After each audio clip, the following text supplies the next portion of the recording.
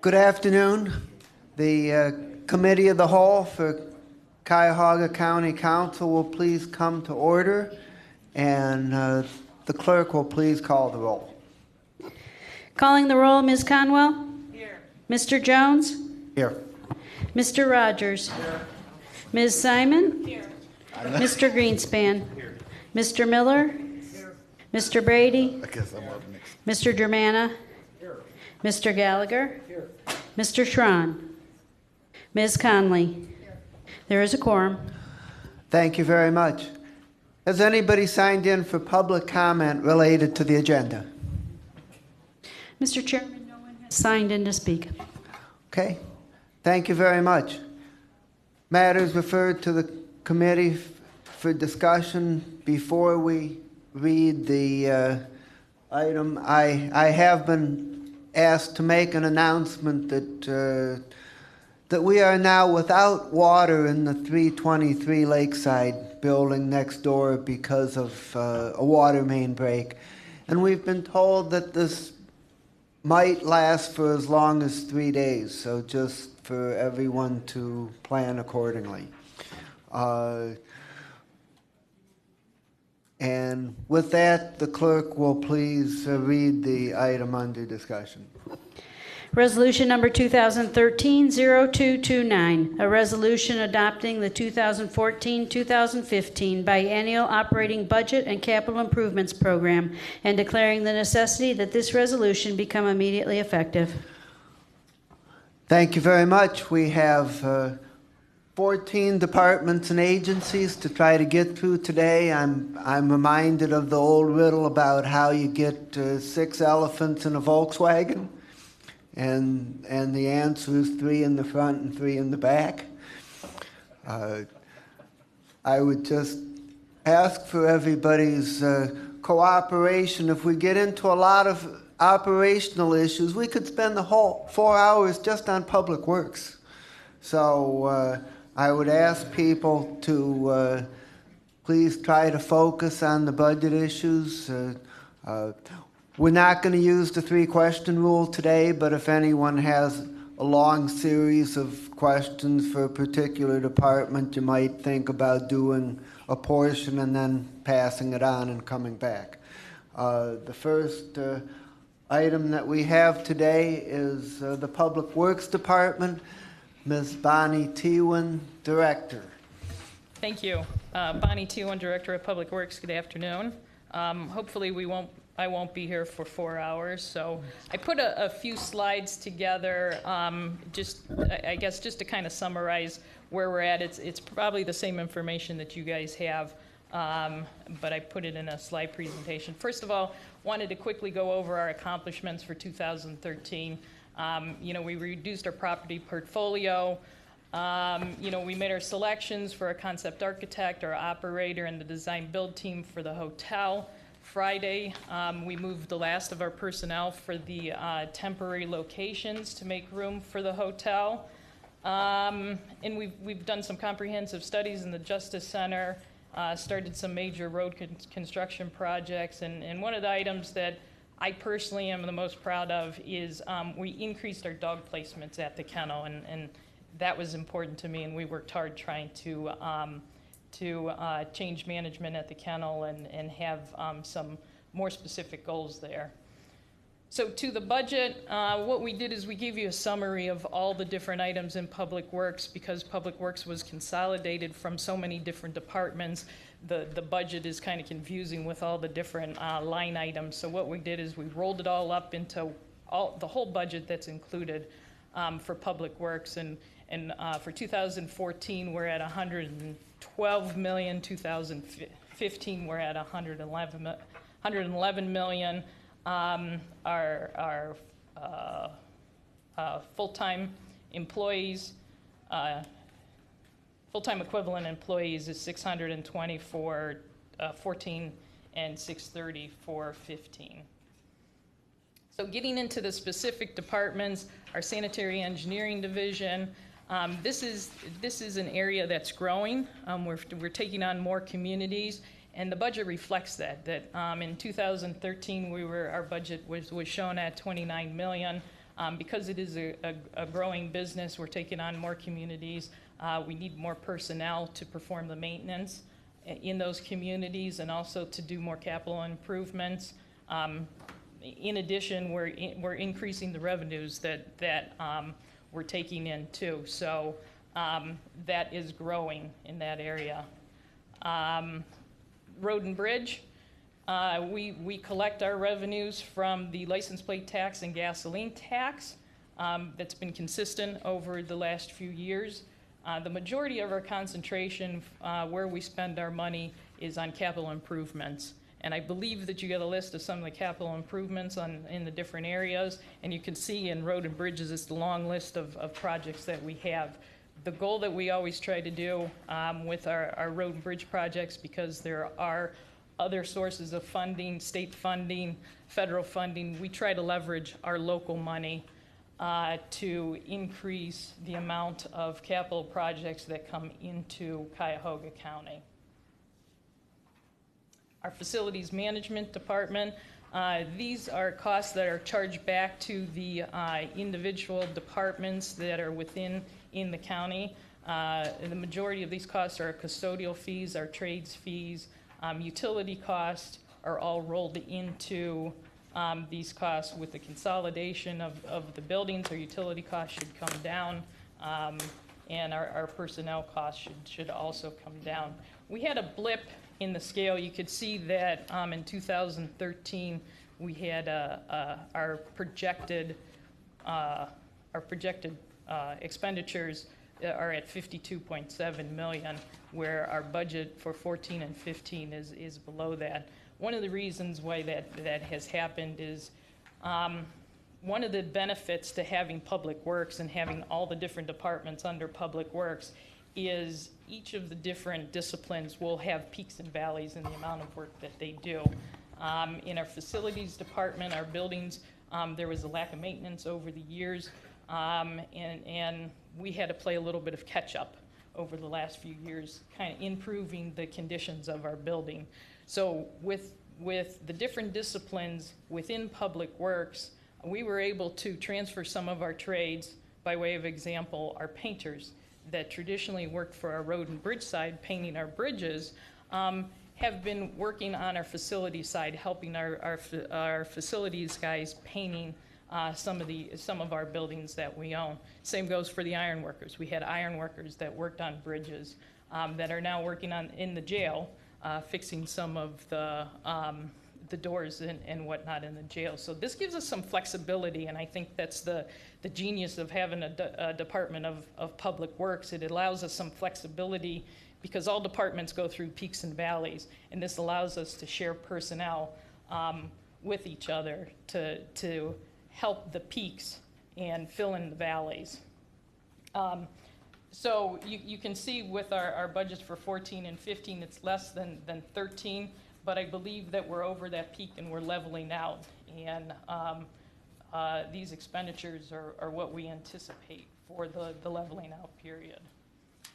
Our county airport, again, we just received the county airport from the Department of Development in 2013.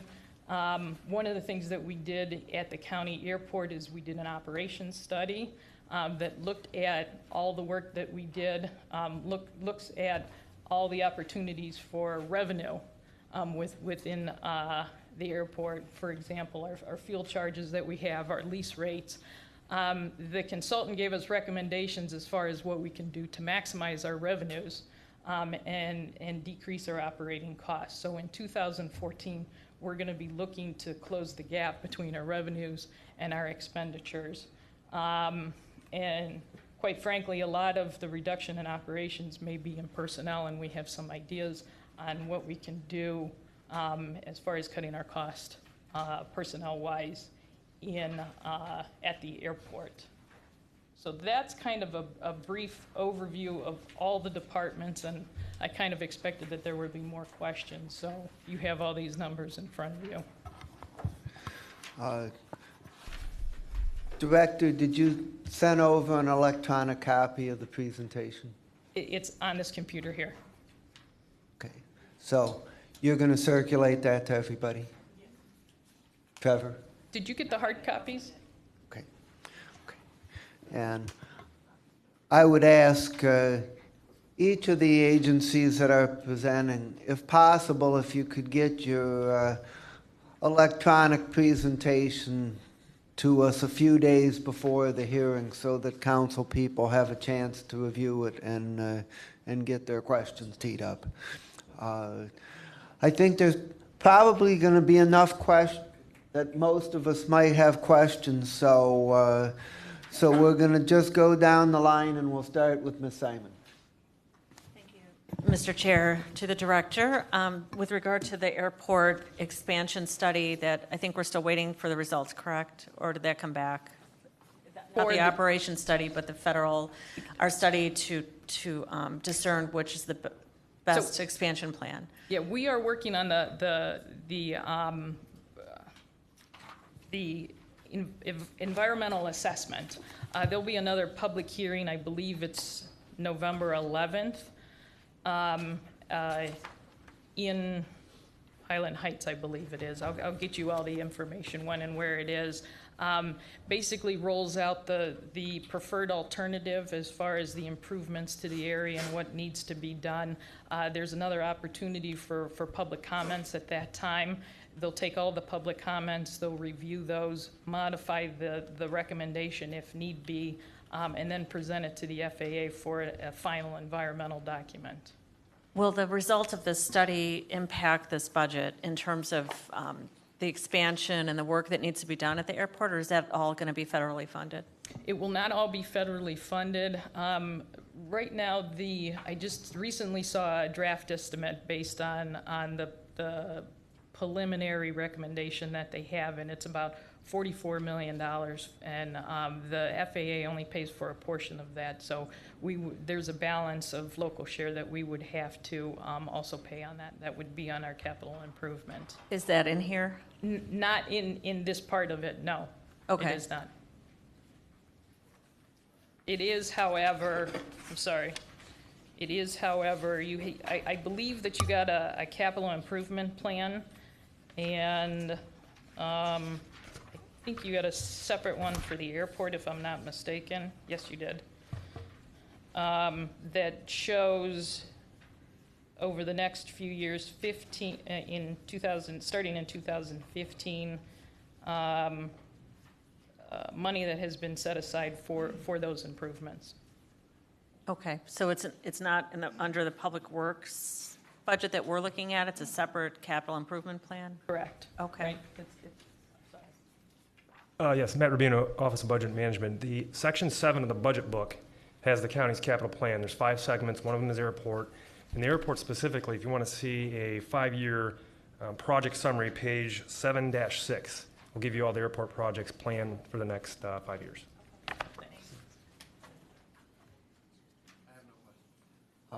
Councilman Jones. When will the environmental study be completed? They're anticipating the spring of 2014 because there's a public involvement process, and they have to incorporate, the consultant has to incorporate those comments, and there's when there's a draft record of decision, the public still has an opportunity to comment on it, and then at that time the FAA also reviews that document and then they approve it at that time. So it's anticipated in the spring of 2014. Is this study different from the master plan update and the runway safety study that you're planning? That's the same thing. It's the same thing. We have 3 different consultants that we hired for the airport. First one is the operations study that looks at the operations of the facility, our people, the amount of revenue that we're taking in. This environmental document, which is traditionally called an EA, environmental assessment, that's being currently performed by Mead Hunt. Is our consultant for that, and that's what I had just talked about. We also have a third consultant that's working towards the detailed plans for the recommendation of the airport runway improvement. With the vacating of the airport manager, who is your next, your assistant there? Who's handling day-to-day operations? So with the airport manager leaving, I became the acting airport manager. I take any complaints that may come from the vendors or residents in the area. We have a manager that's on site there that has been there, working with the maintenance crews and working at the day-to-day operations. We also supplemented with one of the managers from our road and bridge side. Jim Hasmahala, he's an engineer. He assists the manager that's out there on a day-to-day basis as far as planning his maintenance work and dealing with some of the vendors that are out there. What is the name of the person Jim assists? Todd Strauss.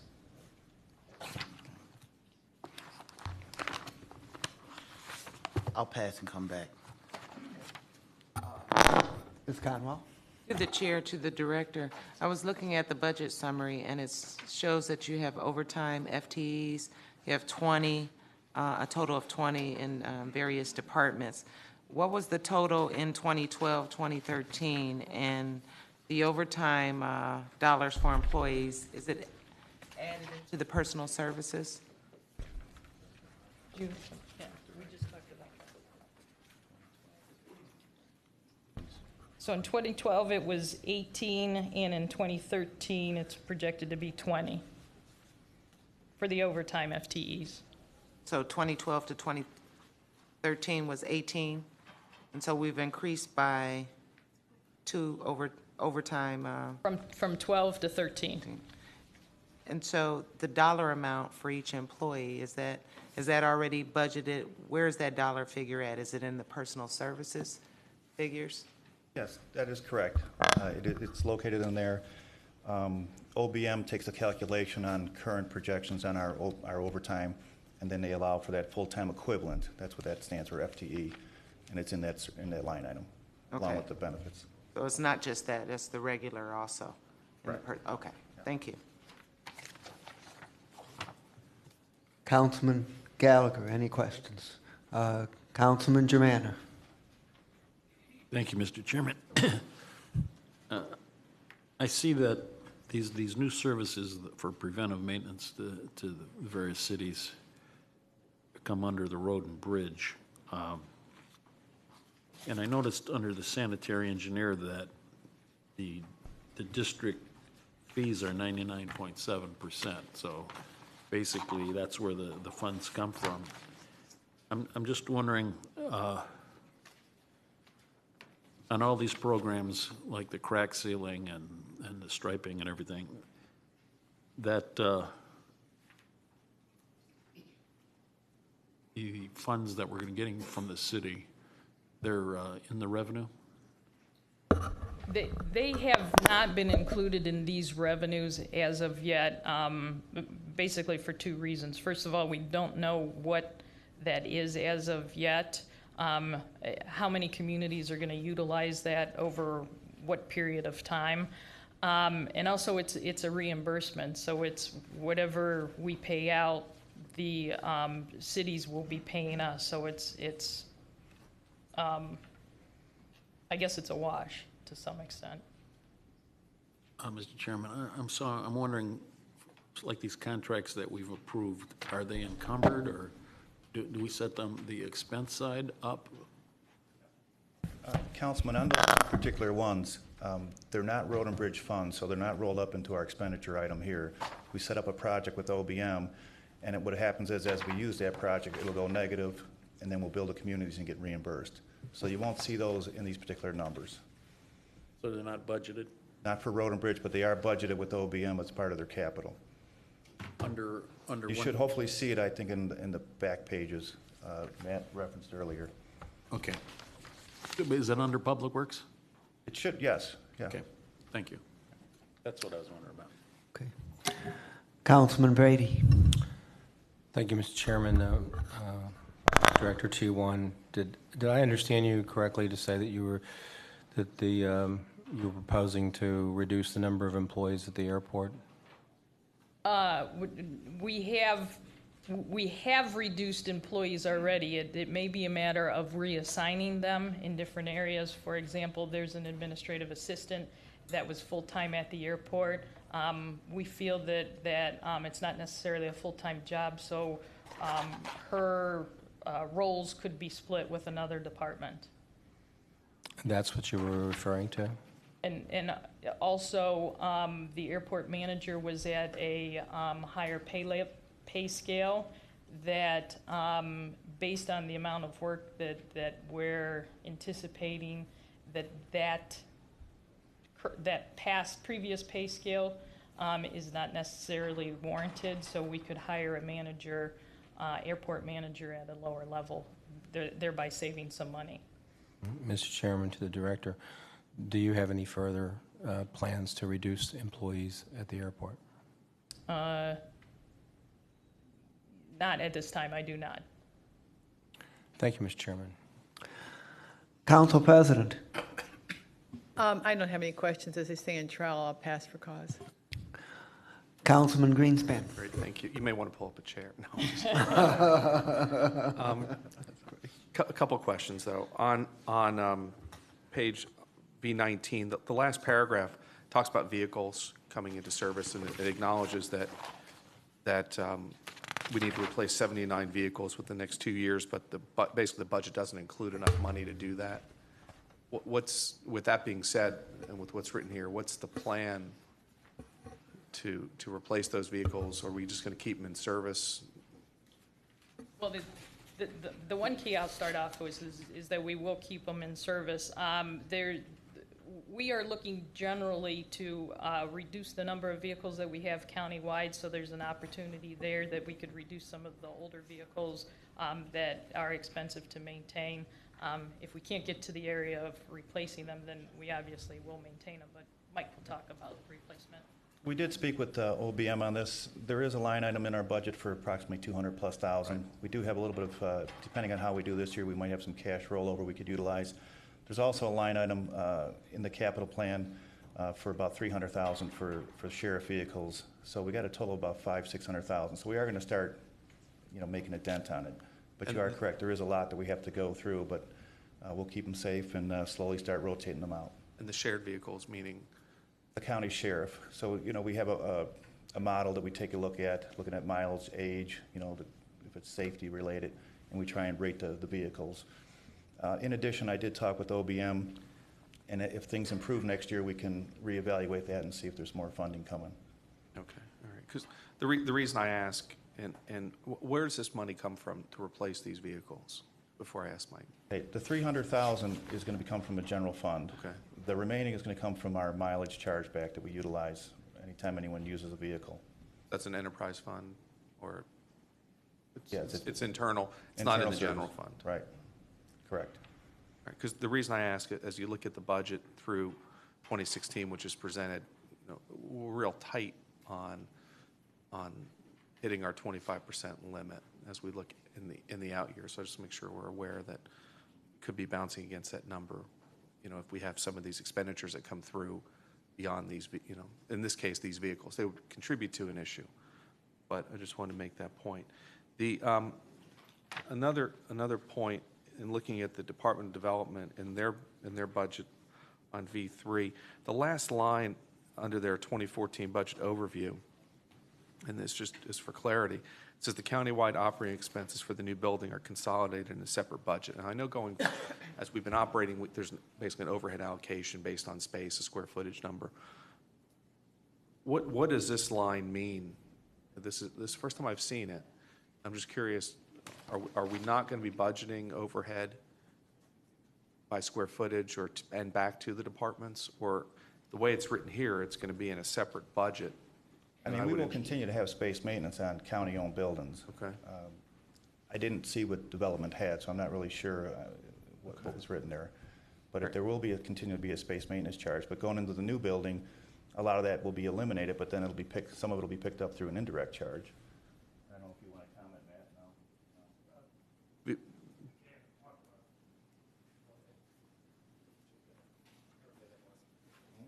No? Councilman Greenspan, this really ties into our discussion on Thursday, maybe.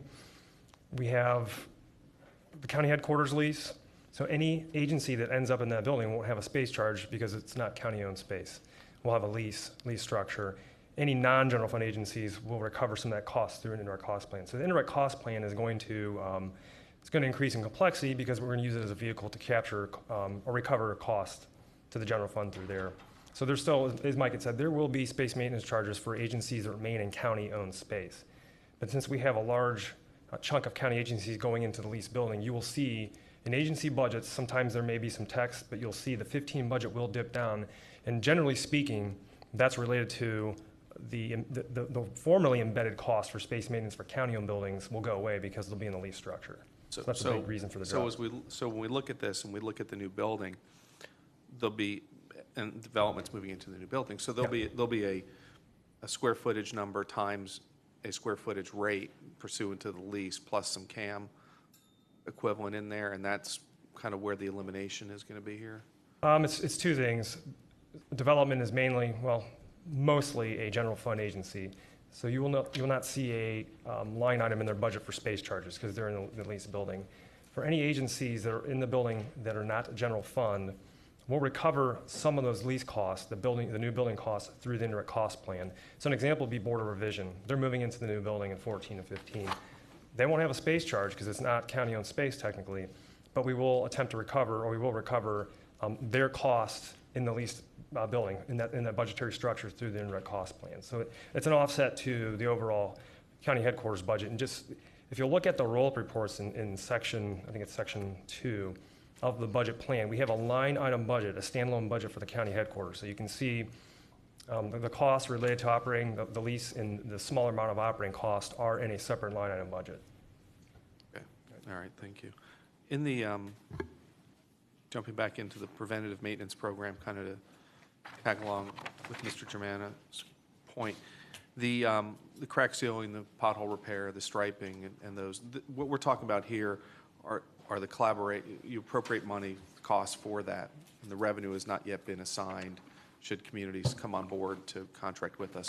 But that's in that environment. You know, for 2 years, I've had a piece of legislation in Jones Committee where the county would take over maintenance of its own roads, but that's not what this is. This is all, if a municipality wanted to sign a contract with us for their own roads, that's where this could be applicable.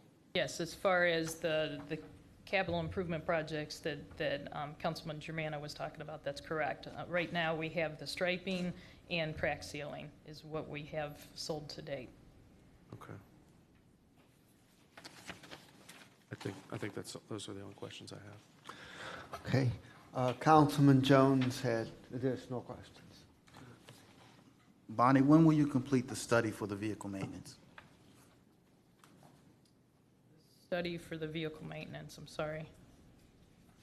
You're planning, for the 79 vehicles that were mentioned, you're planning a study to determine what the costs will be? That's a continual process.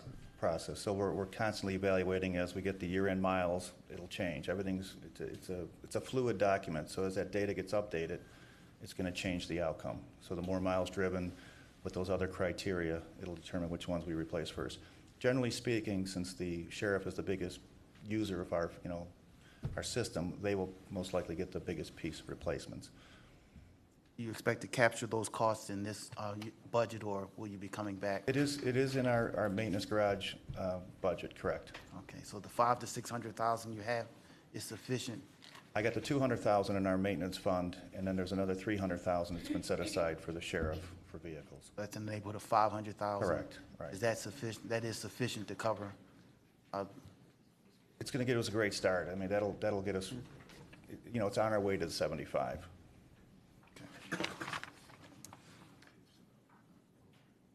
In the facility maintenance, help clarify for me. Bonnie, you mentioned that the increase in the budget, roughly $1.3 million, was attributed to the peaks and the valleys and the ability to move the staffing around. But I also see on our budget line, the operating revenue is $5 million decrease for. Can you reconcile that for me?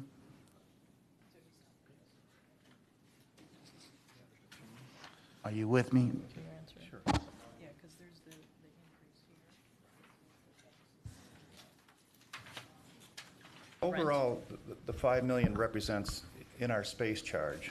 Okay, we've considered all our factors moving into the new buildings. As we talked about the space maintenance charge going down, keep in mind the indirect may go up for some people, but that's what we're projecting by shutting down these buildings. You know, included in that could be security, our custodial, our utilities, things like that are going to go down since they won't be in this budget anymore. So that 5.8 million is a result of all the cuts anticipated, you know, the savings from kind of old to new based on our space maintenance model. It's a projection right now. Okay.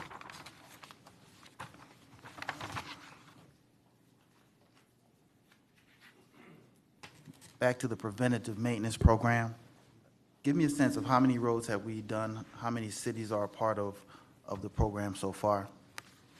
So as of right now, we have, I believe, 10 communities that are signed up. That doesn't necessarily mean that they will pursue one or both of those contracts, but they did sign the legislation that will allow us to partner with them.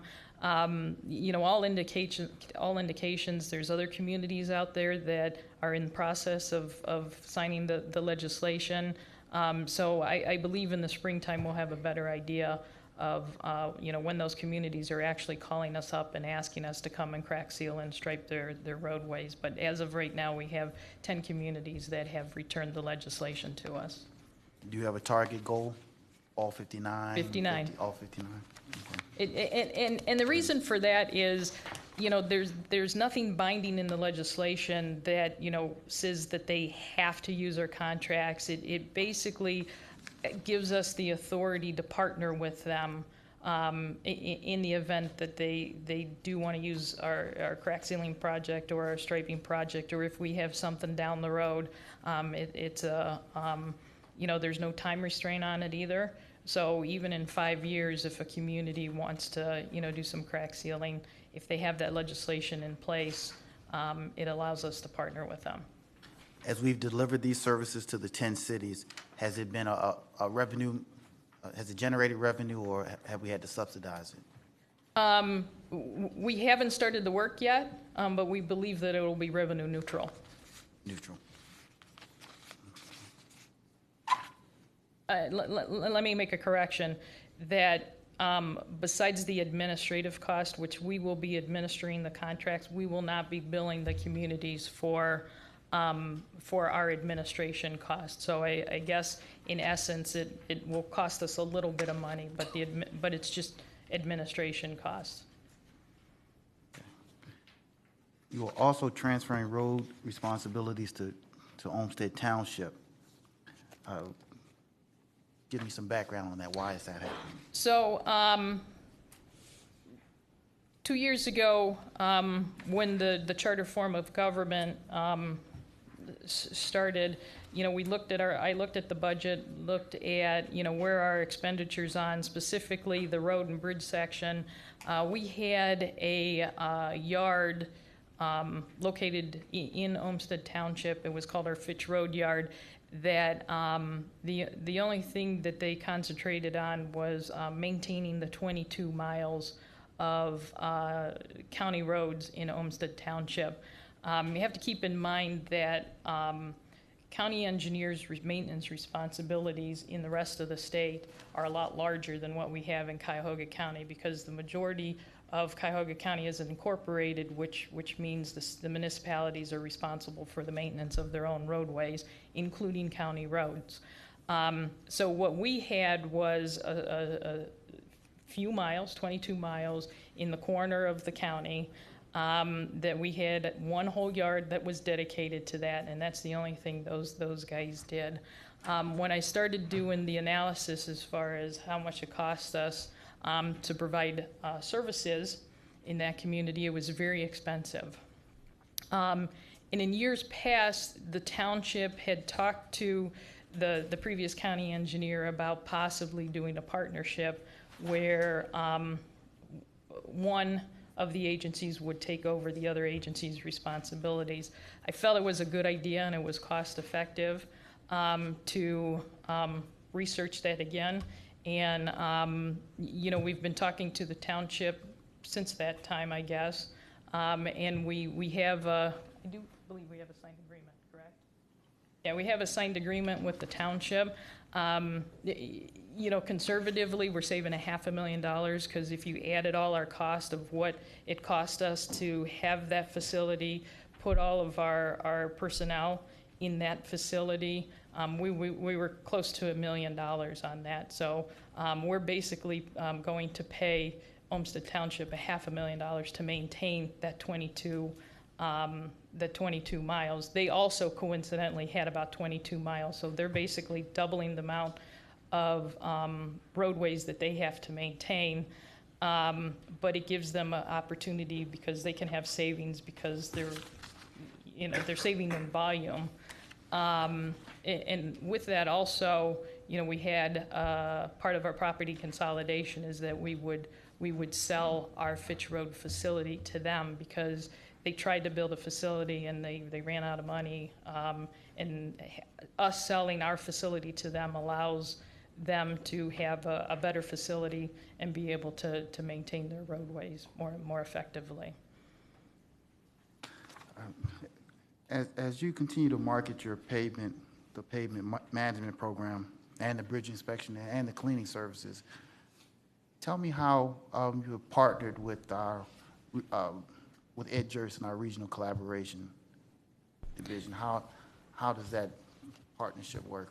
So Ed is like our salesman for us, and he's not only selling my services, but he's also selling IT and HR services. He's been going around and setting up regional meetings in different parts of the county. We had one already probably about a month ago, I think, something like that.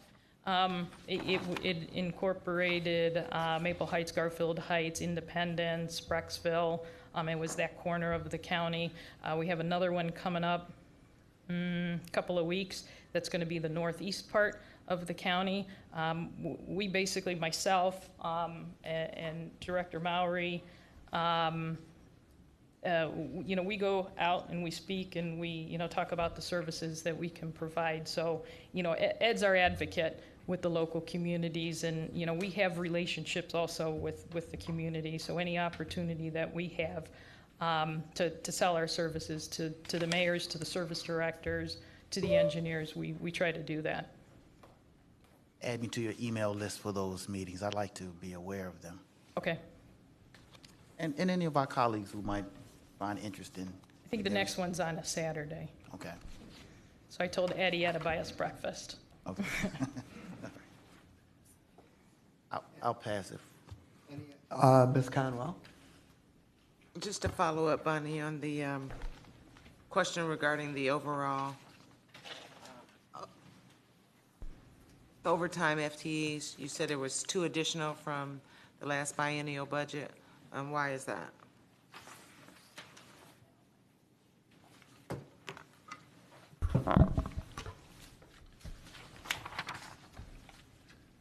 Keep in mind, this budget takes into account, roads and bridges, sanitary, and all those other ones. So with our sanitary crews especially, they're on call 24 hours a day. And we have seen a shift in our sanitary operations, and some days we might call it a utility instead of a sanitary, but we're picking up a lot more storm work. And so I think we're anticipating a little bit more overtime related with that. We have some communities that actually have changed their rates from sanitary and want it all into storm for a while to build up a pot of money. So I believe that's part of the reason why we're anticipating a little bit more. It just, Thank you. Okay. Councilman Greenspan. Just one last question, and I plan on asking this to everybody that was up here as a result of us hearing last week that the HRC made a request for additional appropriation, other decision items, which was denied, which I'm going to ask Mr. Rubino if he's somewhere here. There he is. If we can get a list of all the decision items or additional requests from not only executive agencies but non-executive agencies, so council can be aware of what other groups have requested of this budget. But to you, Director, did you make any additional requests or decision items that was not included in this budget, either orally or in writing? Well, the way we handled it, and I don't know how the other departments handled it, but the way we handled it in Public Works is we sat down with all of our managers that were responsible for each of them and basically asked for their laundry list of items. And you, as you can imagine, there was a lot of creativity in that. Some of them we thought were good ideas. The majority of them were in our sanitary and road and bridge, which is a self-contained unit, and they were incorporated. At the end of the day, we have a budget that that we're going to make work, and so there were some decision items, but they either got nixed by myself or, somewhere along the line that, and I don't know if that qualifies as a decision item, but there was a big wish list that I can say that not all of my employees are going to get what they asked for, but at the end of the day, the Director of Public Works made recommendations as far as what our budget should be. No, I understand that, and I wasn't so much concerned or asking about the request being made to you, but I guess any request from you to the administration or OBM as to items that you would advocate for, but were denied. And so I guess that's what I'm asking also, I guess, to Mr. Rubino, if there's an explanation. We know the HRC is one. I think the internal auditor is another. Not only can we get the decision items that were requested and denied, but also why they were denied. So I guess my question, not from your staff to you, but from you to the administration, was there anything you asked for that you didn't get? So the budget that we have, we can perform the items of work that we have with the budget, with the budget that we have, so. No, I know you can make it work, but did you ask for anything you didn't get?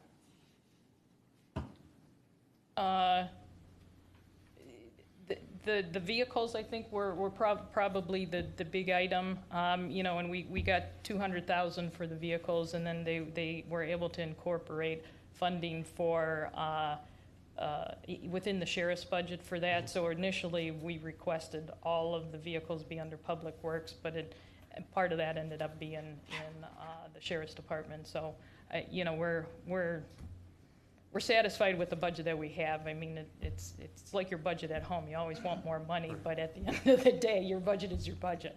So the only thing you asked for were the vehicles. That you didn't. It's not that you didn't get it. You got it differently. Yes. So. All right. Thank you. Following up on that, Director Rubino, could you please send us over a list of all decision items that were submitted to your office and what the disposition of those was, so Yes. that we know which ones were included, which ones were not, and why they were not. So would you? The items for elected officials and outside boards are in the book. If you look at the other consideration section, you'll see narrative for other elected officials and outside boards. We'll provide you some of the summary reporting. I thought we had provided one version today, but we'll make sure you have that. Thank you. And just to clarify, we don't, our role is not to deny or approve. We make recommendations and evaluate on behalf of the administration. So just, I know I beat that drum before, but I just want to make it clear in this forum. That's fine. That's also our job. Okay, thank you. If I may, just sort of very quickly on this, is because it's the doctrine of executive privilege, basically, and the theory behind it is you want the administration to have a very robust discussion. The executive is entitled to the best advice that he can get from his staff. You want that fight back and forth, and if you get to the point where that discussion ends up being in the public, you're discouraging the directors in the future from being more frank with the administration in terms of what they want. So we'll work with the departments and with OBM in terms of these questions, but just something to keep in mind is you don't want to discourage directors from speaking frankly with the administration, saying we need this, we need this, we need this, fearing because if they're denied, then it becomes public. But we'll work through all those issues. Wait. Can I follow up on that? Yes, you may. Please, this is important. Well, first, I'm looking in the budget to try to find that section, Mr. Rubino, if you could direct me to what page that's on. But I understand the concept of free and open discussion between directors and the more to law director. But in order, part of our charge in the charter is to approve and amend the budget. And it may be, if we don't have all the information to approve and amend, based on what the directors are reporting that they may need to operate their departments effectively and efficiently, then how are we able to make those decisions? No, and I'm not disputing that. That's why I'm saying we'll work through it. It just, the way that it was framed in the sense that every request from a director to the executive, when they're having that discussion in terms of what goes, at the end of the day, under the charter, the budget that comes to the council is the executive's budget. The director doesn't propose a budget. The budget is the executive's responsibility. It comes to the council. The council does the deliberations. You're entitled to the advice from the directors as to what they believe. You're absolutely entitled to that advice. All I'm just raising, when it comes up, is you just want to have a concept where the directors and the executive are able to have that free and frank conversation without the fear that if they're having that frank conversation, all of a sudden it's going to become a public, that's all I'm saying. But absolutely, you're entitled to the recommendations of the directors in terms of what their thought process is, what makes sense, what doesn't make sense. Do you need more? Do you not need more? You're entitled to that discussion directly with the executive. All I'm saying is the internal deliberation of the administration. That's a concept that's always protected by the law. That's all I'm saying. Director, we're not looking to know what the internal discussion was. Nor am I suggesting that. We're only looking to know what things were proposed, and of those things proposed, what things were accepted and what things were not accepted, and the ones that were not accepted, why they were not accepted, but not the internal discussion. No, understood, and we'll work through that. It's just I wanted to give it as a framework for people to think about, because it sounds very good, and I understand the theory of it, but you just you don't want to create a situation where you're almost creating reservations in that frank discussion in the administration. That's all I'm saying. But understood. Anything else on Public Works? Councilman Jones. I had a question, but I'm just thinking of the law director's comments. I don't think our questions lead to asking you to divulge the internal workings of the department. We ask our questions, they're penetrating. We operate in the fishbowl of transparency, and more so than the administration. So our questions are warranted, and they don't cross the line. But let me go back to my questioning. On the Beechwood, they have stormwater maintenance. You have plans with Beechwood for stormwater maintenance. My question really is, how many cities do we have these stormwater plans with? And maybe give me some insight into this Beechwater stormwater agreement. Well, we Beechwood have stormwater. 33 communities that we contract with for whether it's a combination of sanitary and storm. Do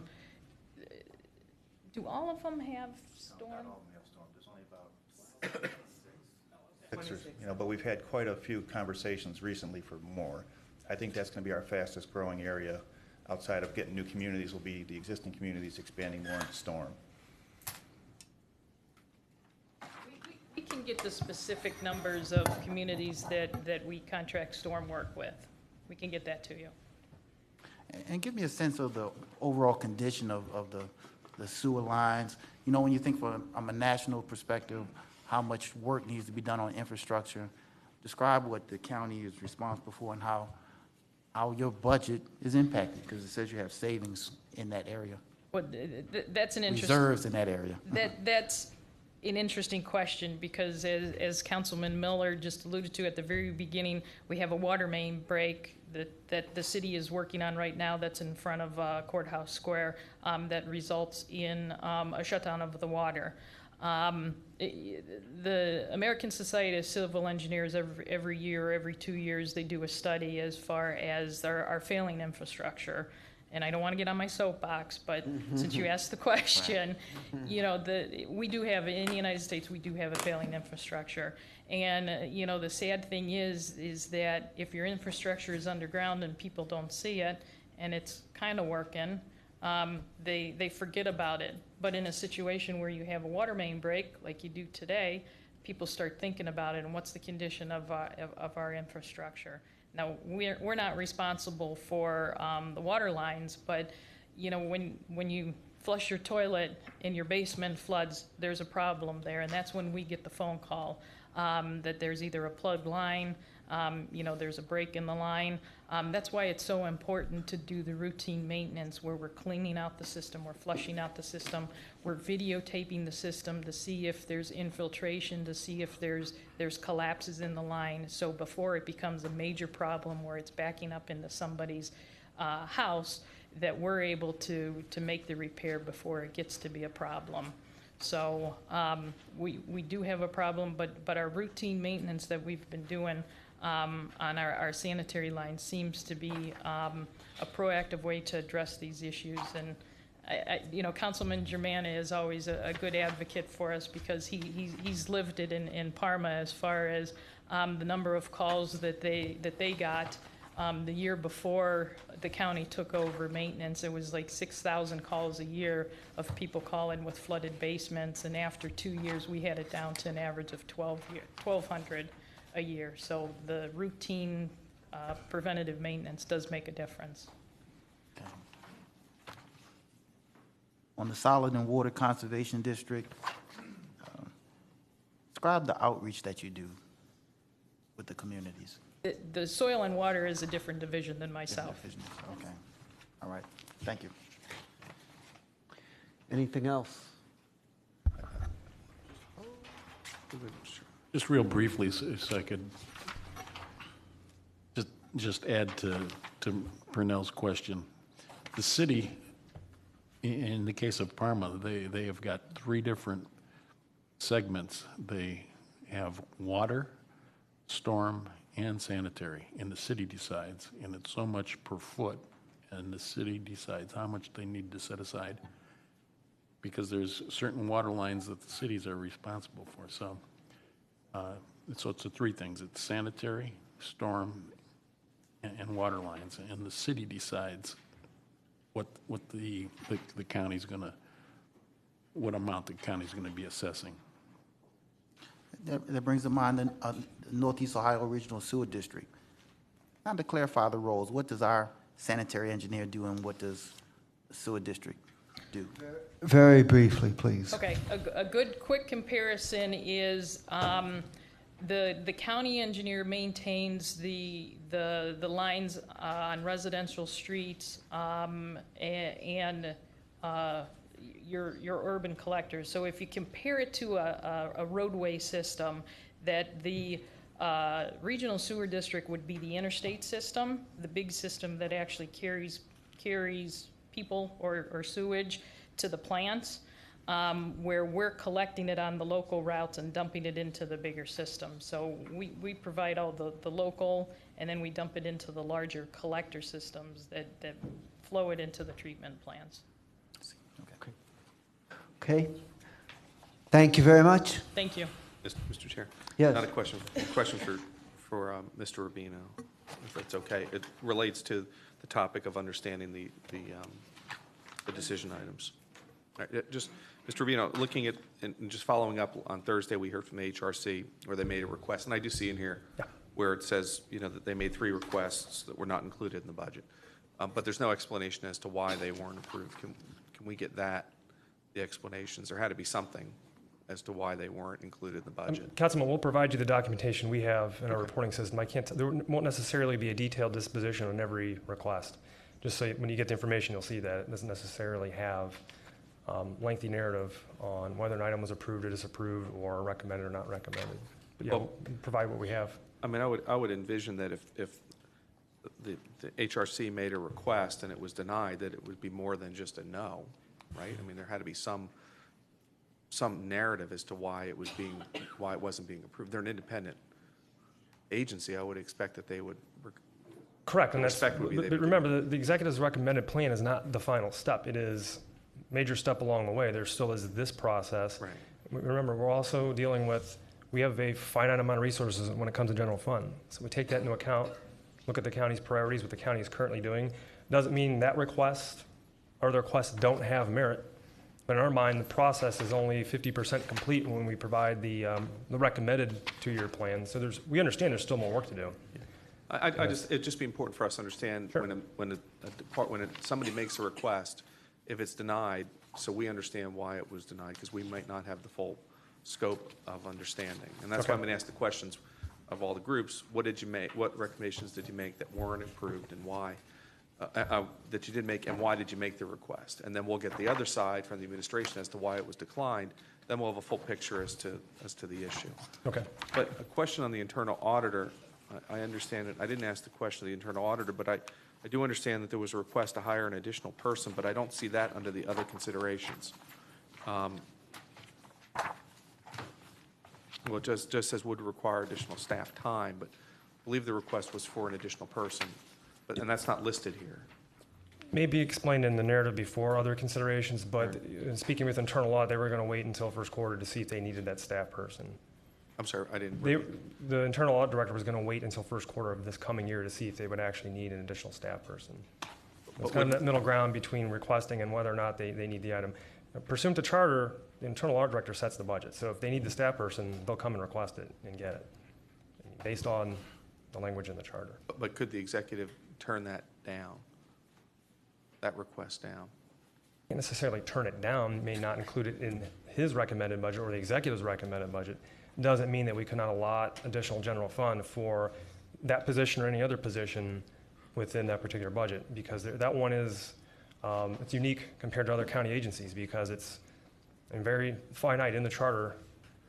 Internal audit director sets the budget. Now they work with us. We give them that starting nudge. Remember, we do base development. Here's what we think you should, if we're taking that zero-based or so-called zero-based approach, based on what you're doing this year and in the next, here's what we think your budget will look like, but then temper that with what you want to do as director of internal audit in particular. And we undertake that process. They had a few minor requests. On some occasions with smaller agencies, some of the things they think they may need to request on top of their starting base are actually included in their base. Because remember, we do that refinement process I talked about, that stage 2. So some items that may start out as a request, in actuality end up being an adjustment to their actual ongoing base and not a true new request. And one other thing, not to confuse anyone, but we did a little bit of rebranding in our internal review process this year. In OBM, we had an ongoing work group process, started back in August, looking at every aspect of budget development process. And we did some rebranding. The term decision item we now use for these base adjustments, this refinement. And what we had called decision items, we call them decision packages. The idea is there's a more holistic approach to presentation review when we get these items, but we understand what you're asking for. I just wanted to provide that as a way of background on some of the terminology. Tomato, whatever. Exactly, yes. Okay, thank you very much. Okay, I just want to add, based on the internal auditor, they report to the audit committee. So her statement was that she would bring that to the audit committee probably in the second or third quarter of next year, and at that point she would get approval by the committee, and at that point she may requested in that budget or the budget moving forward. Okay. So it's audit committee, not to the executive per se. Thank you for clarifying. Okay. Thank you very much. And next we have Director Jeff Mowry, Information Technology. Welcome. Good afternoon. Councilman Juman is telling us that that's 1 elephant down and 13 to go. Bonnie was in the front seat of that Volkswagen. She was in the driver's side. Okay, again, Jeff Mowry, Chief Information Officer. Following what Bonnie did, I just prepared a very quick 5-minute high-level PowerPoint just to kind of hit through the highlights on the budget. The first one is, and this is kind of going off a David Letterman theme of our top 12 items that we've accomplished recently. And some of you are very aware of some of these. The first one is really consolidating all the IT resources in the county. We held off on doing public safety towards the tail end of the integration, just due to the complexity and the funding and the management of public safety. So we accomplished that this year. The second one was we restructured, if many of you recall the old ADP board, we got rid of some of the ADP board members, and we went from I would say a non-IT review to a technical advisory committee where we have actually technical folks looking at all the IT contracts and procurements as a group before we bring them to you for approval. The third one is we eliminated multiple networks. In 2011, when you took office and we came on board, we had over 15 distinct networks. So we've gotten down to just 3 core networks at this point. The fourth one is voice over IP. We've successfully rolled out voice over IP to all county executive agencies. We're currently working on the last one, which is the Court of Common Pleas. We'll bring them into our voice over IP network. The fifth one is establish a centralized help desk. In 2011, when you took office and when we came here, we didn't even have a help desk. So we now have a centralized help desk where you're able to call and we're actually tracking tickets and hopefully tracking them to closure. The sixth one we did is we rebuilt our GIS platform. Many of you are familiar with GIS. As part of the previous corruption projects in the county was using an old system called Oracle Maps, which is really a non-standard GIS platform. So we made the investment in a standardized Esri platform for GIS, and we're able to hopefully start to take more advantage of that this year. Number 7 is we started a virtualization program. We've eliminated a significant amount of old servers with a virtual program. We still have some work to do in this area. 8 is we went and we standardized on PCs and laptops in the county. We went out for a massive buy. We felt what we got an outstanding deal on PCs and laptops. Just in this last procurement, we've installed well over 700 PCs and laptops this year. Number 9, again, IT is a support organization. We service agencies is a big part of our role, and we supported the HR department in migrating all the employees to a common HR system. And when you took office and we took ownership here, we didn't even have all the employees into a common HR solution. So we went through and we accomplished that with really most of the heavy work was done with HR, but IT played a heavy role in making that happen. We've removed we're about 1,200 printers to date. We've taken out through our print management program. We've upgraded all of our websites, and as you know, we do online streaming video now, which is a very low-cost solution that we use. We've made significant enhancements to our dog license. You can now buy your dog license online, and we've made significant efficiencies with the Board of Revision upgrades. I'm talking a little bit about our Western Reserve IT shared services. The 3 areas in the top is what we do the best. The first one is web services. This is web hosting that we do for communities today.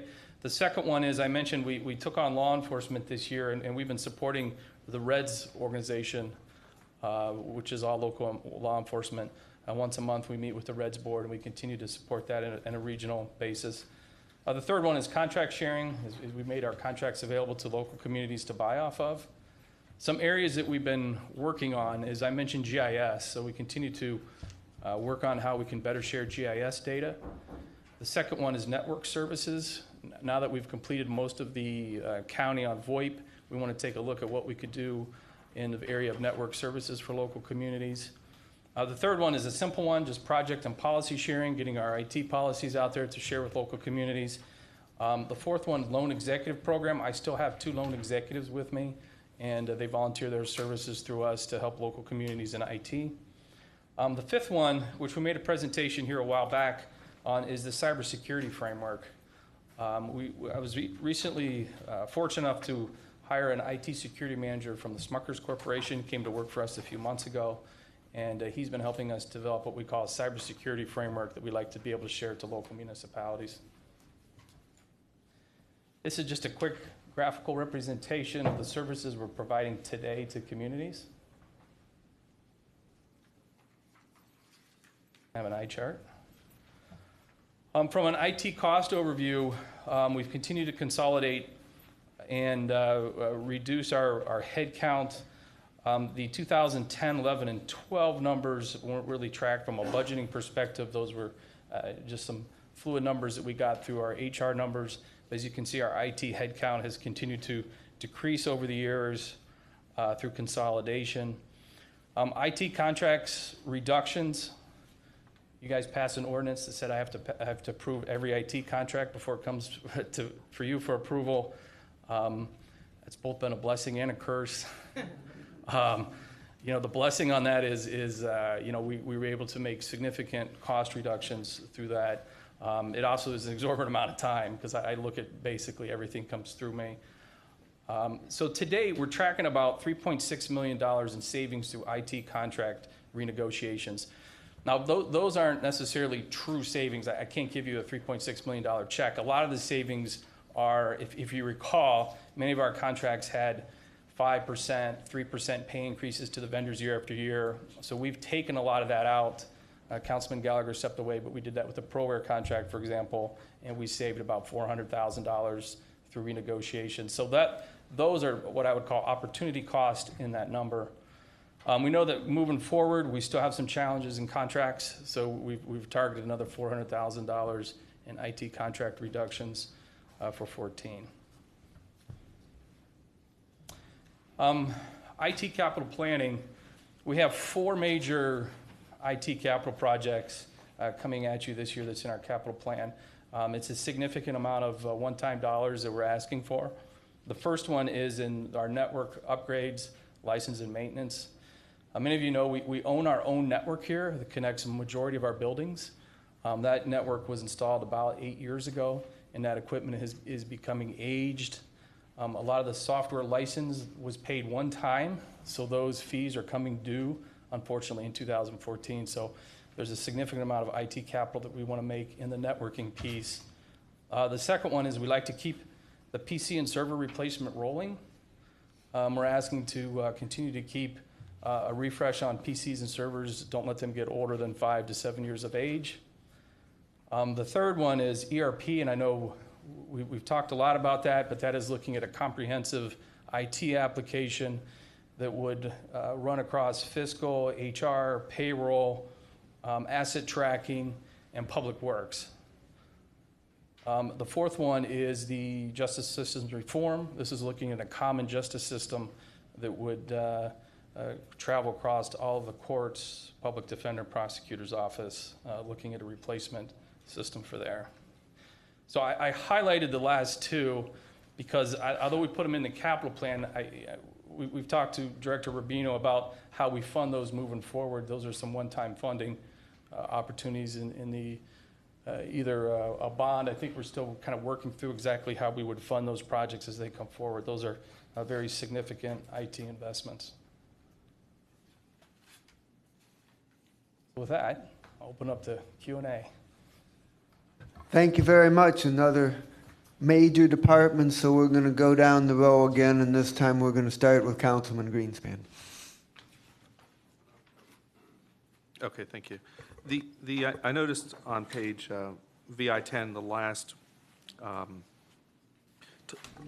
bullet point talks about estimated revenues from the GIS system, about 1.1 million. Two questions on that. Number one, is that included in the revenue? Well, maybe not for you, but is that included in the revenue model of the county? And number two, where is that money coming from? I'll defer to Director Rubino on that one.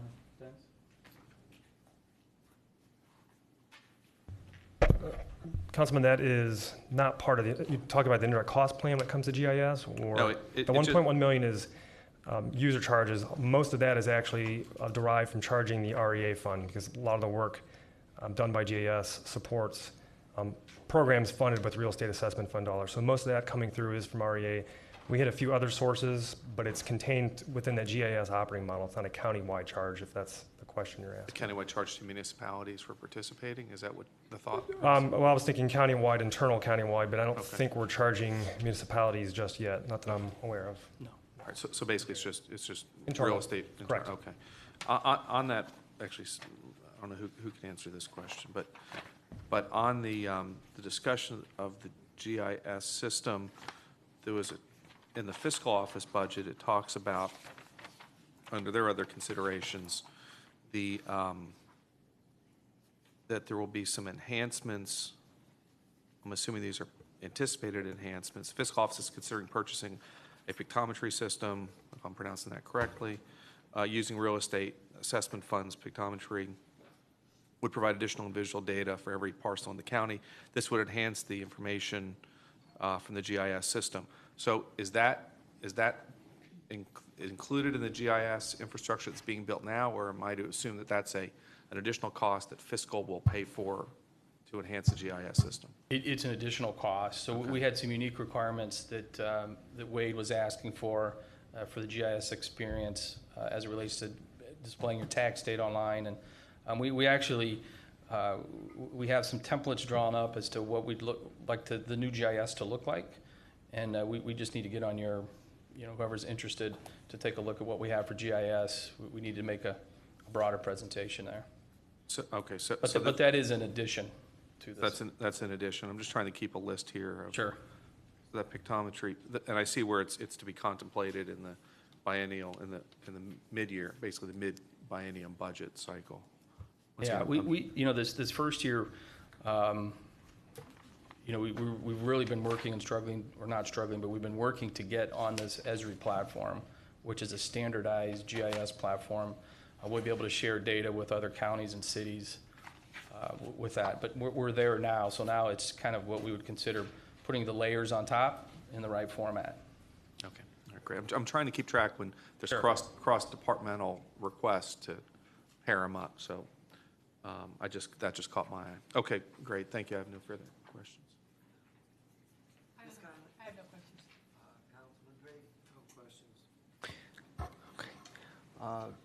Ms. Conwell. Councilman Jones. No questions. Councilman Rogers. Ms. Simon. I have a quick question about it's a technology question. I recently was meeting with some of the kennel people and the fiscal office about the lack of communication, the ability to perhaps transfer information from fiscal to the kennel in terms of people's information who hold dog licenses. Okay. The kennel's been having a call and say, hey, what's the phone number for this dog license? And I was told that the technology is lagging and they can't fix this in any time soon. And I don't know if any of these things that you're presenting to us would help fix that. I don't know enough about technology, but I know that probably needs to be fixed sooner than later. Yeah, Trevor brought that to my attention recently. He gave us last week, he gave us all of I guess it's a synopsis, a report of the issues. What we wanted to do is identify the right team to work with so that we can maybe see what we can do to fix that. But transferring of data, as long as we have cooperative parties, which most of those groups all work under me, so we should be able to solve that issue. So it's not an issue of acquiring new technology. We've got the technology. I believe we have the technology. I We would just need think to we make sure should. we know what data needs to be transferred. Okay, thanks. Director, the first two items on your IT capital planning, the network upgrades and the PC and server replacement, is there money for these things currently allocated in your budget, and if so, how much? Those are a new capital request, so they are in the capital plan. So I don't think they're over and above my budget that I have. So we're requesting that as part of the recommendation. And Director, in the last biennial budget, we had $4 million set aside in two items in reserves on balance. Yes, sir. For IT upgrades. My question is whether you see the need for anything like that to be incorporated into this biennial budget. I guess similar to that, what I'm asking for, and we talked about it at the last biennial budget hearing, is this rolling capital plan. Because we're at least for right now, in the next 5 to 10 years, we're always going to need either a PC or some type of a PC, whether it be a PC as you know it today or what we call virtual PC, and we're still going to need some servers to run and connect the network. So what I'm asking for is we establish a rolling IT capital plan year after year so that it's relatively consistent. What happened is we never had one here, so everything became old and out of date. Agencies were buying things independently. So, we've got a bunch of Dells here, we got some HPs here and some gateways here, and it becomes very difficult to manage. So What we're asking for is a rolling IT capital plan year after year, so we can kind of always anticipate somewhere in that 1 to 2 million a year refresh of that equipment. And we would adjust accordingly as we go forward. At the previous government that I worked at before, that's what we had. We just kind of anticipated we would do these refreshes. And we typically try and do a 5-year life cycle for PCs and a 7-year life cycle for servers. Director Rubino?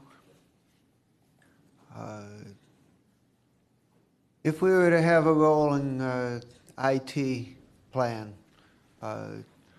should it be included in IT's operating budget? Should it be included in as a reserve on balance, or should it be included as part of a capital program? Councilman, it's actually the second and third option you just mentioned. We have right now in the recommended budget a fresh or new $1 million reserve set aside for this next biennium. So if you look at the general fund roll-up, we have $1 million identified for this next budget cycle. That'll help continue rolling that PC and equipment refresh that Director Mowry had mentioned. And it's also in the CIP. It's descripted in the CIP. And where is that located? Is that It'd be on in the schedules, on the reservations on balance, in that automation reserve that we've set up a couple years ago. We're showing an additional $1 million in 2014. And it's mentioned in the executive summary of the book. We mentioned that $1 million set aside for the next biennium. And that'll help IT pick off a lot of, not just the PC replacements, but there's also a lot of smaller equipment replacements identified over the first 2 or 3 years. That'll help pick some of those off. And as we go into 14 and into 15, depending how we look, we think we can devote additional general fund cash to keep that plan moving forward. We will. This is based on what we think resources will be for next year, and trying to manage general fund balance within our policy limits. We know we can definitely do the $1 million based on the recommended budget right now. Perhaps we could identify an additional amount going into 14 to keep that plan rolling. I agree with what Jeff is saying. I think it's important we continue a rolling upgrade. Keep in mind too, the general fund dollars we set aside are not the only funding source. For agencies that are self-funded, we can utilize those funds. The equipment should be included in this all-inclusive plan, just knowing that the general fund portion may be funding half or more of that replacement plan, other funding sources of the county filling in the funding gap for those agencies. Understood. Thank you very much. Any other questions on IT? Yeah, just my last standard question. Oh, Did you make any verbal or written request to the administration or OBM that you weren't? So again, I mentioned before, we're a service organization. So in IT, as you know, we went through a brainstorming process in which we came up with a lot of new ideas. Obviously, we had to work within our budget. So what was submitted was for me to balance my budget. Okay, so you didn't submit anything you didn't get. You got your Christmas list? Yeah, well, not the whole Christmas list, but most of our big projects are in that IT capital plan. Okay. So we with the reduced staffing reductions, we'll be allocating some more one-time fees for services to compensate those. Okay. So to Mr. Rubino, when you send us this report, you'll include if there was anything from IT as well. Yeah, but I think it's important to note, especially with IT, we're talking what the Christmas list is. It's technology improvements in equipment. Mm-hmm. It's not staffing and the ongoing day-to-day operations that IT is looking for. This is my standard question I'm going to ask everybody. Yeah, but if you look in the back, section 7, the CIP for IT and systems is 3 pages. There's a lot of detail. And IT doing a good faith effort to identify going over the next 5 years, not just the next 2, what the county needs in way of equipment, whether it's major upgrades like the WAN and related architecture, but also some of the major systems. We've talked ERP. That's going to be an ongoing discussion and planning exercise. We know that. But also, again, the smaller pieces of equipment that impact line staff on a day-to-day basis, PCs, laptops, and other things that support that equipment. So I think it's in there. Okay. Thank you. Thank you. And thank you very much, Director. And next, we're going to go on to Human Resources. Director Hera, welcome to the committee. Thank you. Good to see all of you. Elise Hara, Director of HR. You have before you the HR org chart, and it doesn't vary much from the wish list that I presented to you in 2011. The personnel teams were introduced this year to Councilwoman Conwell's committee. Training is in place. The HR teams support each other to deliver expert services to all the county departments. And I'm happy to report that in 2013, where I expected us to be when I presented to you in 2011. So there aren't a lot of changes or modifications. The budget is really where it should be with the staffing needs of the county. We've trained employees. We've done ethics, second year. It's up and running now again online. We instituted calibration training so that the evaluation process would continue to be standardized, which is a key component. Supervisors have received cumulative training and now have the availability of applying to academies that are presented by HR. We continue to promote wellness through vitality, and we promote regionalism. So with that, I'm open to any of your questions. Director, I found the org chart very helpful. I appreciate that. Thank you very much. You're welcome. And I'm just going to ask at this point who has questions for HR, and we'll start with the chairperson of the committee, Ms. Conwell. Through the chair to the director, and I don't even want to get on what page, but the TBR, the targeted budget reductions, are determined by the administration or the individual departments, by you? The targeted budget reductions under yours, it states none. There was none. I do not have any targeted reductions for my HR budget. Okay. And also the department requested the restoration of 133,000 personnel services, but it was reduced in 2013, and then it goes on to say that the $10,000 additional needed for training was added. Was that added on to the 133,000?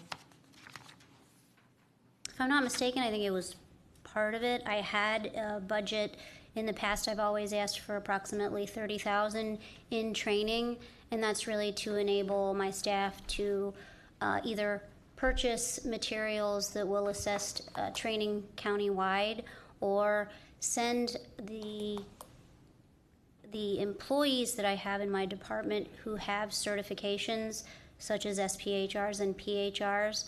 I want to make sure that I promote them and that they continue to hold on to those certifications.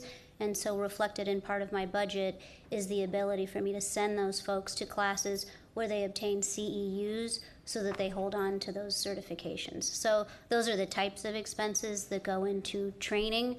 I keep all of my folks local, and I try to find free seminars when we can, but I do think it's important that my employees in my department remain cutting edge on HR regulations. And I agree with that, because I was one proponent on training.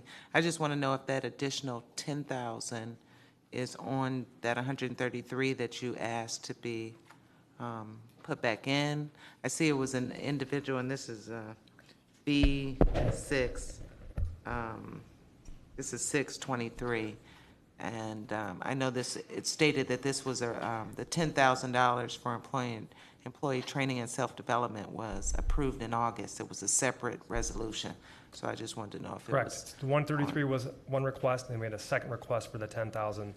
So that's on top. That's on top of what the sections provided you in each of the agency summaries is any amendments that have been approved to the budget since mid-year. So Okay. past mid-year up until now, these are things that have changed the HR budget. Those changes are carried forward into the 14-15 budget since they're deemed part of the ongoing base of the human resources budget. So they're part of 14 and 15's So proposed they were budget. technically 143 Correct. now. Yes. Okay. It's just the way it was worded. It was, and Director, my final question this round. Just wondering about the enrollees from the Board of Developmental Disabilities when we had an increase in the county healthcare costs. I know we were going to reach back out to other organizations. Is that anywhere moving forward in the 2014-2015 budget, or?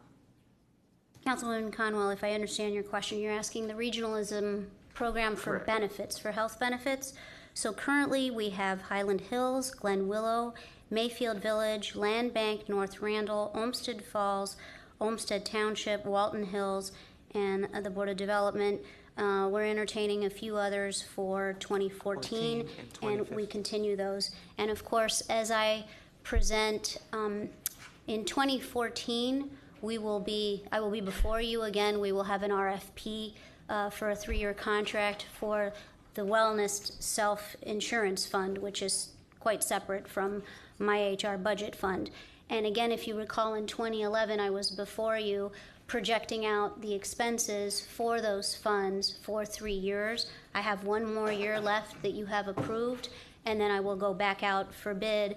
And I'm sure at that time I will present on regionalism, the status of that fund, and where we move forward in the next following 3 years. Okay, thank you. Councilman Greenspan. Great, thank you. In the other considerations, in the first one, you talk about the alignment of skill sets with job classifications, and then it continues on that this process may require adjustments to individual salaries, job classifications, and so forth. Do you have any idea what, can you just briefly explain that? Sure. So there are 3 future considerations that I will be discussing with the executive. You heard a little bit about it from the fiscal department and the IT. If we have a new ERP system, hopefully it's when and not if, we're going to be going out to RFP. We're going to examine what each of the vendors has to present to us and what efficiencies they will put in place. I will tell you that although SAP is very sophisticated, it has been a complicated, complex, labor-intensive product for my department and my folks to use. So the initiation of a new ERP could certainly impact my employee population in my department, my systems, my efficiencies. I won't be able to tell you how until we get a sense of what the vendors can provide us, but that's certainly something that we will share with you as we move forward. That's the first one. I do understand that the HRC was before you regarding the centralization of civil servant testing.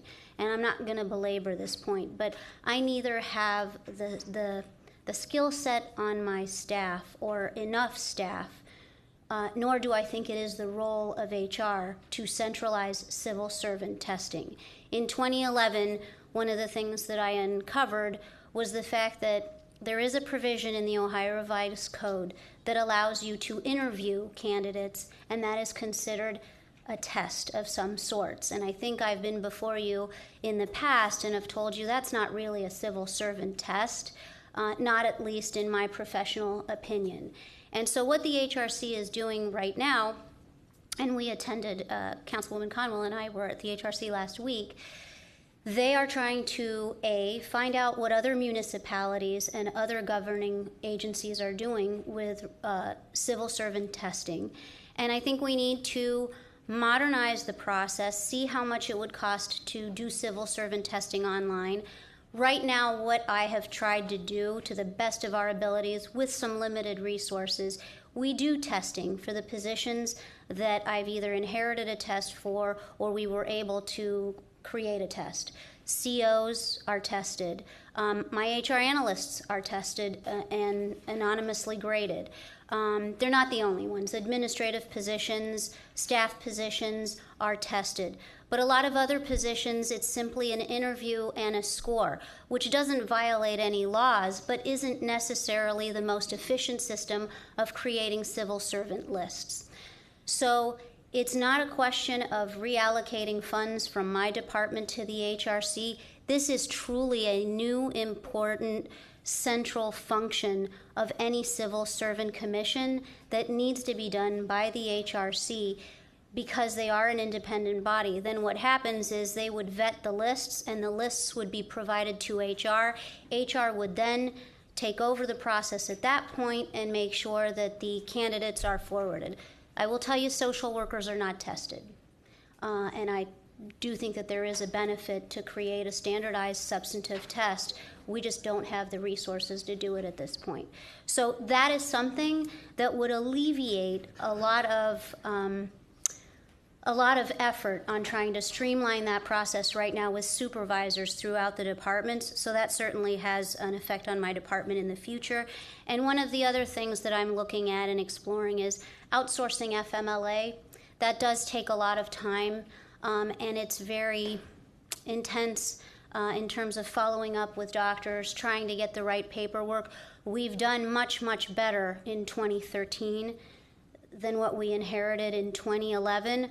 I think we could still make progress, and one of the things that's important is to ensure that employees are properly using FMLA when it's appropriate. So I don't know if that's an expense that I'll be able to, that makes sense operationally. I'm at the beginning stages of exploring that. So those are the types of factors that I think could have an impact in 2015, but it's too soon to tell. Okay, and then the last paragraph talks about regionalism, and it's the last line talks about expanding services and staffing levels and so forth. That obviously would be a kind of a cost neutral endeavor, correct? As we expand the HR offerings to communities, those are billed out at cost, correct? Yes, let me tell you a little bit what we've done so far. I have a two-track process with regionalism apart from the benefits. So we have not yet expanded our staff as a result of the HR regional services that we've done. And that's because currently we have smaller entities that we are able to service that don't have the high volume demands of some of the departments that I'm responsible for. We have contracts with NOACA, Solid Waste Management, and the Planning Commission. These are small entities, but what they're really looking for is, will we look at their policies and procedures? Will we revamp their evaluation and hiring processes? Once we do those projects, they're pretty much up and running, but they haven't had, some of these agencies haven't had HR professionals really dig into their processes, and their handbooks, if they exist, are very dated. So what we did is we contracted with them, and for a small amount of money. We based it on hours. It's a pass-through cost, and I believe that right now my pass-through cost is $32 an hour. I have assigned my existing staff to some of these smaller clients, but in my budget I have forecasted 2 additional analysts, and as we grow and I examine how much comp time, overtime, exchange time is needed, because I have to have an ongoing conversation with the staff that I assign these different clients to, I will then determine, does it make sense for me to bring in another analyst, give them maybe 3 or 4 outside agencies. I think in 2011 or maybe in 2012, when I came before you, one of my wish lists eventually would be to create another team. If you look at my org chart, I have various teams, and the teams that are assigned to the customer departments like HHS or Public Works, those are all very intense personnel experienced folks. If regionalism continues to go in the direction that it's going, what I'd like to do is hire a specialist who would be in charge of another team, and then that specialist would have 3 or 4 analysts who would be specialized in municipal civil servant law, which is similar to what we do, but they have slightly different needs, and they also have different commissions because they don't report to the HRC. They have their own civil servant commissions. So that's the long-term view, which I think would make the county very instrumental in giving the civil servant support that the municipalities need. But I'm taking very small incremental steps as I build to make sure that I don't overreach with my hiring. And the hiring so far is working because my numbers are staying steady from last year to this year to what I project for next year. Okay, and then my standard last question, did you make any written or oral requests for funding that were not included in this budget? I got everything I asked for.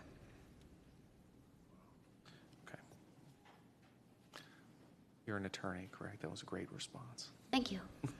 Any other questions for HR? I have one. Councilman Rogers.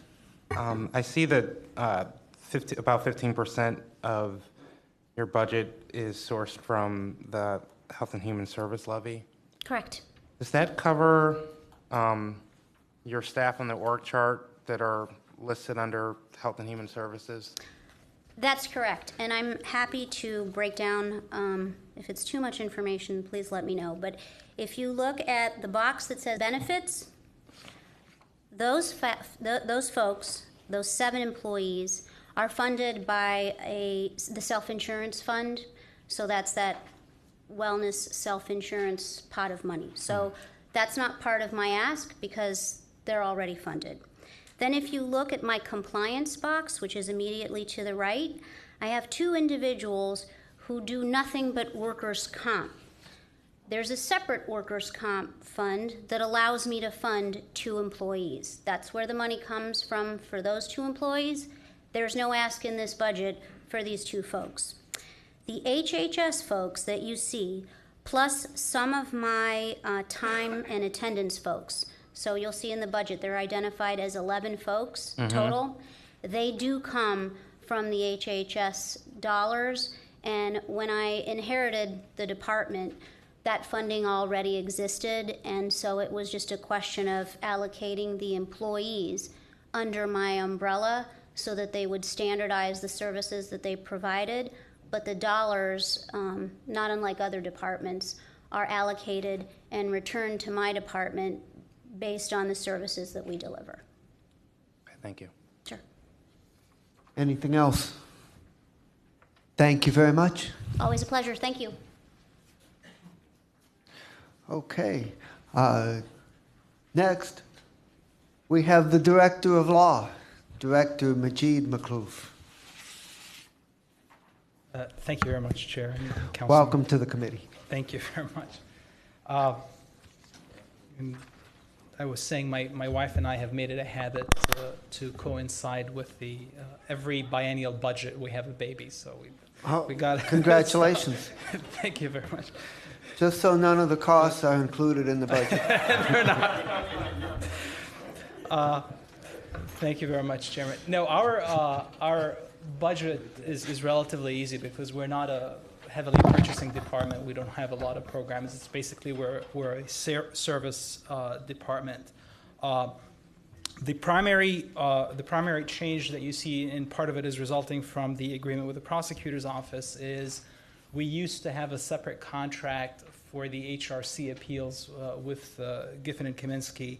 We are not renewing that contract next year and redirecting those resources into personnel. So the idea is we would now have an assistant law director in those positions to be able to, to handle the HRC appeals, and obviously we can use the lawyer in other areas as well. Those are the primary differences that you see in the contract. We are still very much trying to assess the impact of the agreement with the prosecutor's office on staffing, how we work that. We're trying to do it as efficiently as we can. So we're being very slow in how we hire and in projecting how we go about doing that. My understanding from OBM, and I got that confirmed again, is we have money in our budget this year, and I guess in the projected budget for next year, to hire another lawyer, to hire a paralegal and a secretary to help with the work that we have. The one caveat with my department, because of the fluctuating, is obviously you see the very last sentence in the budget that this is we're trying to see how we can manage it and to try to do it more efficiently. So we'll see how things work out in 2014, and we'll let you know if there are any additional needs at that point. And I'll be happy to answer any questions that council. I can tell you we started on July 20th of 2012. We started an electronic intake system in the law department for the requests to come in. And as of this morning, I checked the requests. We've handled almost 1,700 matters from July 20th through this morning. 1,668, something like that. That's a lot of legal issues. That's a lot. Some of them are quick, some of them are big. So for instance, if you think of an entire collective bargaining agreement, something that takes weeks, months, that's one matter. The entire real property consolidation project, that's one matter. And some of them are smaller projects, so it depends on them, but the total is almost 1,700. Director, to the best of your knowledge, Are there going to be any compensating savings achieved in the prosecutor's office because of the agreement? You know, I can't speak for the prosecutor's budget in terms of how they do. Obviously, there was work that was being done by the prosecutor's office that's now in the law department, a significant amount of work. But I'm not privy to their budget. Honestly, I'm not even privy to all the employees in the prosecutor's office to even know exactly what the head count is in the civil division today. So I would defer to the prosecutor on that question. But the simple answer is obviously we're doing work that was done in the prosecutor's office. Other questions for the law department? Councilman Greenspan. Okay, great, thank you. Did you make any requests, verbal or oral, verbal or written, that you didn't get? And you can tell me, just you and I, we can go have a sidebar conversation. It may be privileged. No, it's not a question of requests. And I guess what's the difference? And I don't say that to be facetious. I mean it by every sense. And again, the privilege is not mine to invoke, it's the executives. The only reason why I raise it for council to be aware of it, because really under the charter, the duty to propose the budget is on the executive, it's not on the departments. What the directors make are recommendations, are advice to the executive in crafting that budget. But at the end of the day, you have an entire county and you're trying to balance what law department needs versus what HHS needs and that's the type of work that happens within the executive and then when you get that budget. And you don't want to inadvertently discourage directors from giving the executive their best advice because of that's all I'm trying to say. I'm not trying to say anything differently. I think in the law department, the simple answer is because we're in flux, we really don't know what we need at this point. We're trying to assess it. One issue that's been very much on my mind is as the department grows, do we need section heads at some point? In the sense of, the contracting, division gets a section head, litigation division gets a section head. We're still trying to assess how you do that. So that's one item that's very much on my mind. Another item that's been on my mind is really how do you in the law department with the type of professional staff that we get. We've been very lucky in the last 3 years because we were created during the time when the legal market got a significant hit. We were able to hire a lot of people very aggressively at aggressive rates. And the other model is to also start with people out of law school and you work them through. So how do you, when you, even, for instance, when I was in the law firm, we had set rates. So until you make partner, you had a first-year associate at that rate, second year. It's almost like a step system. Now, there's a lot of merit involved in it, but you motivate the employees to move up the rank and to look for, you work harder and you get this. There's something to look for that we don't become a department that the salary that you bargain for when you come in ends up being the salary that you retire. It starts becoming problems. We've seen it in other governmental entities where if that's the model where it lands. But we're not, how do you develop that system, how you do it, it's nothing, it needs a lot of work, a lot of thought, a lot of planning, how you do that. But those are things that have always been on my mind in terms of how you do those things. Also, if you have the structure, we have the law director personally reviewing and every single employee in the law department, and there is no people in between. It gets to the point where what's the point of the evaluation if the law director is interacting very little with that employee? If you have a section head that interacts with that employee more, they can give them a lot more substantive review than the law director who interacts with them not as much. But those are big questions in terms of how you do them. You have to have the right model, how you build it. It's not an easy answer right away. Even if you come up with a scale, what is the right scale? Because even I know they did a study for the Archer study for the prosecutor and the public defender, but it wasn't anything of that model. It was just sort of what do they make? It wasn't the model where if you have a progressive system, how does that work? So those are big questions that are, especially when you're working with staff like that, how do we not lose a mic, 2-3 years down the road? Those are sort of the not Mike Gallagher, Mike King, but those are sort of the questions that are always there. So I guess just piggybacking on Councilman Miller's question regarding the MOU and the between the law department and the prosecutor. If the duties transfer over, obviously the prosecutor's not doing those functions anymore. Shouldn't that, whether it's the staff, whether the personnel specifically, or at least that job and its funding, should transfer over to you? So I guess the law department. So we would envision, from a budget standpoint, there to be at least a neutral opportunity there from a total county cost perspective. It should be neutral. I can't speak for the prosecutor's budget. I know they've had some realignment. They may have moved some of the resources already into criminal. I honestly don't know. I'd be, giving you conjecture. The entire process, and I think we talked with the council staff at the time, is instead of negotiating, transferring staff or anything of that nature, assign the duties, what the law department does, what the prosecutor's office does, and then you deal with each office in terms of what do you exactly need.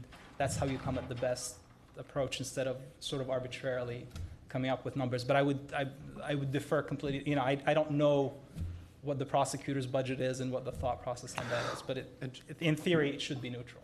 Well, we hope that they're listening, and we'll be ready on November 7th to let us know. Thank you very much. And just one final note on the discussion, not to belabor it, regarding the communication, understanding the director's report to the executive. However, we have an obligation to approve a budget that we understand all options and the visions that these department heads have very specific experience. And 2 years ago, we approved a budget that added 20 additional social workers.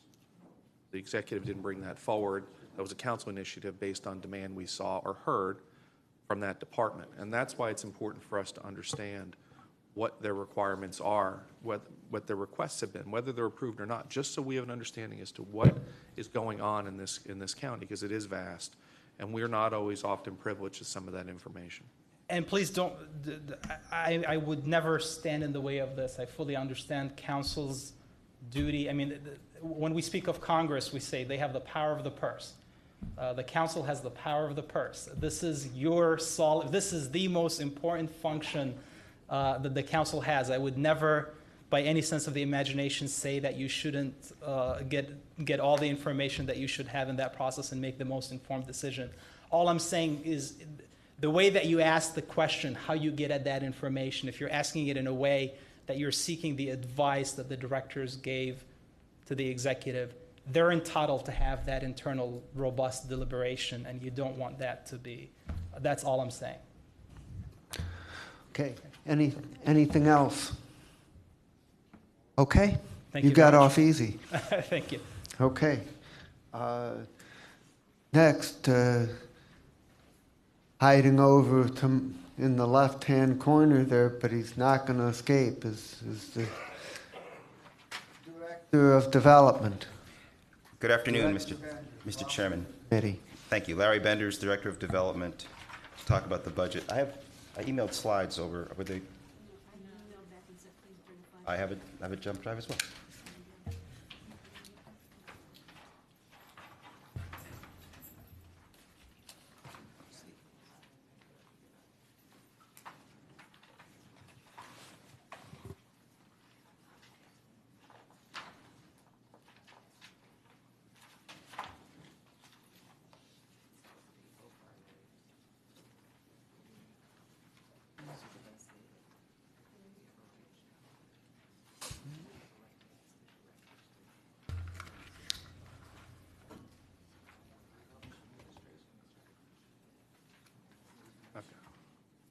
No, that's yours.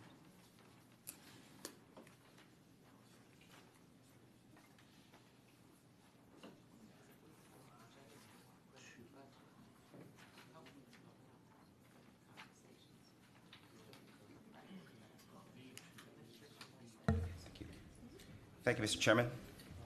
Larry Benders, Director of Development. Mr. Chairman, in your... Please proceed. Thank you. Your September 24th memo to us gave us 5 bullet points that we should focus our remarks on. And those 5 bullet points are here. Only items 3 and 4 pertain to us. There was a change in a program and a change in the related staff at the department. That was the airport transfer from development to public works that the director talked to you about earlier today, and the attendant staff that went with them. Nothing else really pertained to us in your memo. So what I'd like to talk about is our 6 action items in the Economic Development Plan, which is exactly where we're spending our general fund dollars to realize the Economic Development Plan that this body approved in July of this year. And the plan has 6 action items, as you know, about job creation and retention, $100 million of other people's money to lever, to assess 15 sites for brownfield and real estate EPA issues, and then to dedicate up to $1 million in training through our partnership with Employment Connection to fund up to 500 workers being trained on-the-job training or incumbent worker training. So those 4 objectives are very transactional. They're discrete and quantifiable, but they're really transactions. And we had lots of good discussions at the Economic Development Planning Committee about doing more than transactions. So we added 2 other objectives, and those 2 other objectives were 5 and 6. 5 was to list the kinds of economic development projects that were desired, and 6 was to identify place-specific projects that had been posited or suggested in the county. And so a little more on that point. 5, in fact, Chairman Miller, you had actually authored these. The 5 was to prepare descriptions of the kinds of projects desired but not seen or infrequently seen as a step toward a fully proactive economic development strategy. And 6, which is related to it, to create and maintain a county-wide file of proposed place-making projects designed to add distinctive character to and stimulate economic development in the neighborhoods where the projects are proposed to be located. So we thought about this a lot coming out of those meetings, and we think 5 and 6 work together a great deal. And so we hired the Planning Commission to help, who are the county's expert planners, to help us understand this, to prepare the kinds of projects, to go through all the master plans that have been created in the county, to assemble them all together, to then create a file of these placemaking opportunities, and then we will look at them. But 5 and 6 together give us the vision and the strategy for where we should be pointing those items 1 through 4 in the future, those transactions. Now they'll have a direction in which we want to go and invest strategically. So we think 1 through 4 work well together with 5 and 6. So that is the plan, and that is what the budget is supporting going forward for the next 2 years. So the budget, I've summarized it in one page here for you. So basically, the top line is the economic development, which is the staff and some other expenses. We're a $3.17 million general fund agency with 12 FTEs. And if you looked in years past, we had 22, 23 FTEs. And now we're down to 12. That reflects the transfer of the dozen or so staff from the airport out of development. That's why it's only a dozen people. Although 2/3 of our staff actually are funded by grants. So 30 people or 35 people report to me. They aren't in the general fund. They're funded by block grant or lead grant or some other source. So this is just the general fund portion. And of the 3.1 million you see in 2015 or 3.2 in 2014, 1.1 million of that is staff cost.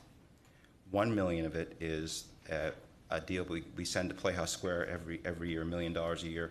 That dates from 1986. It's a long-standing deal around the Lowe's building in Playhouse Square.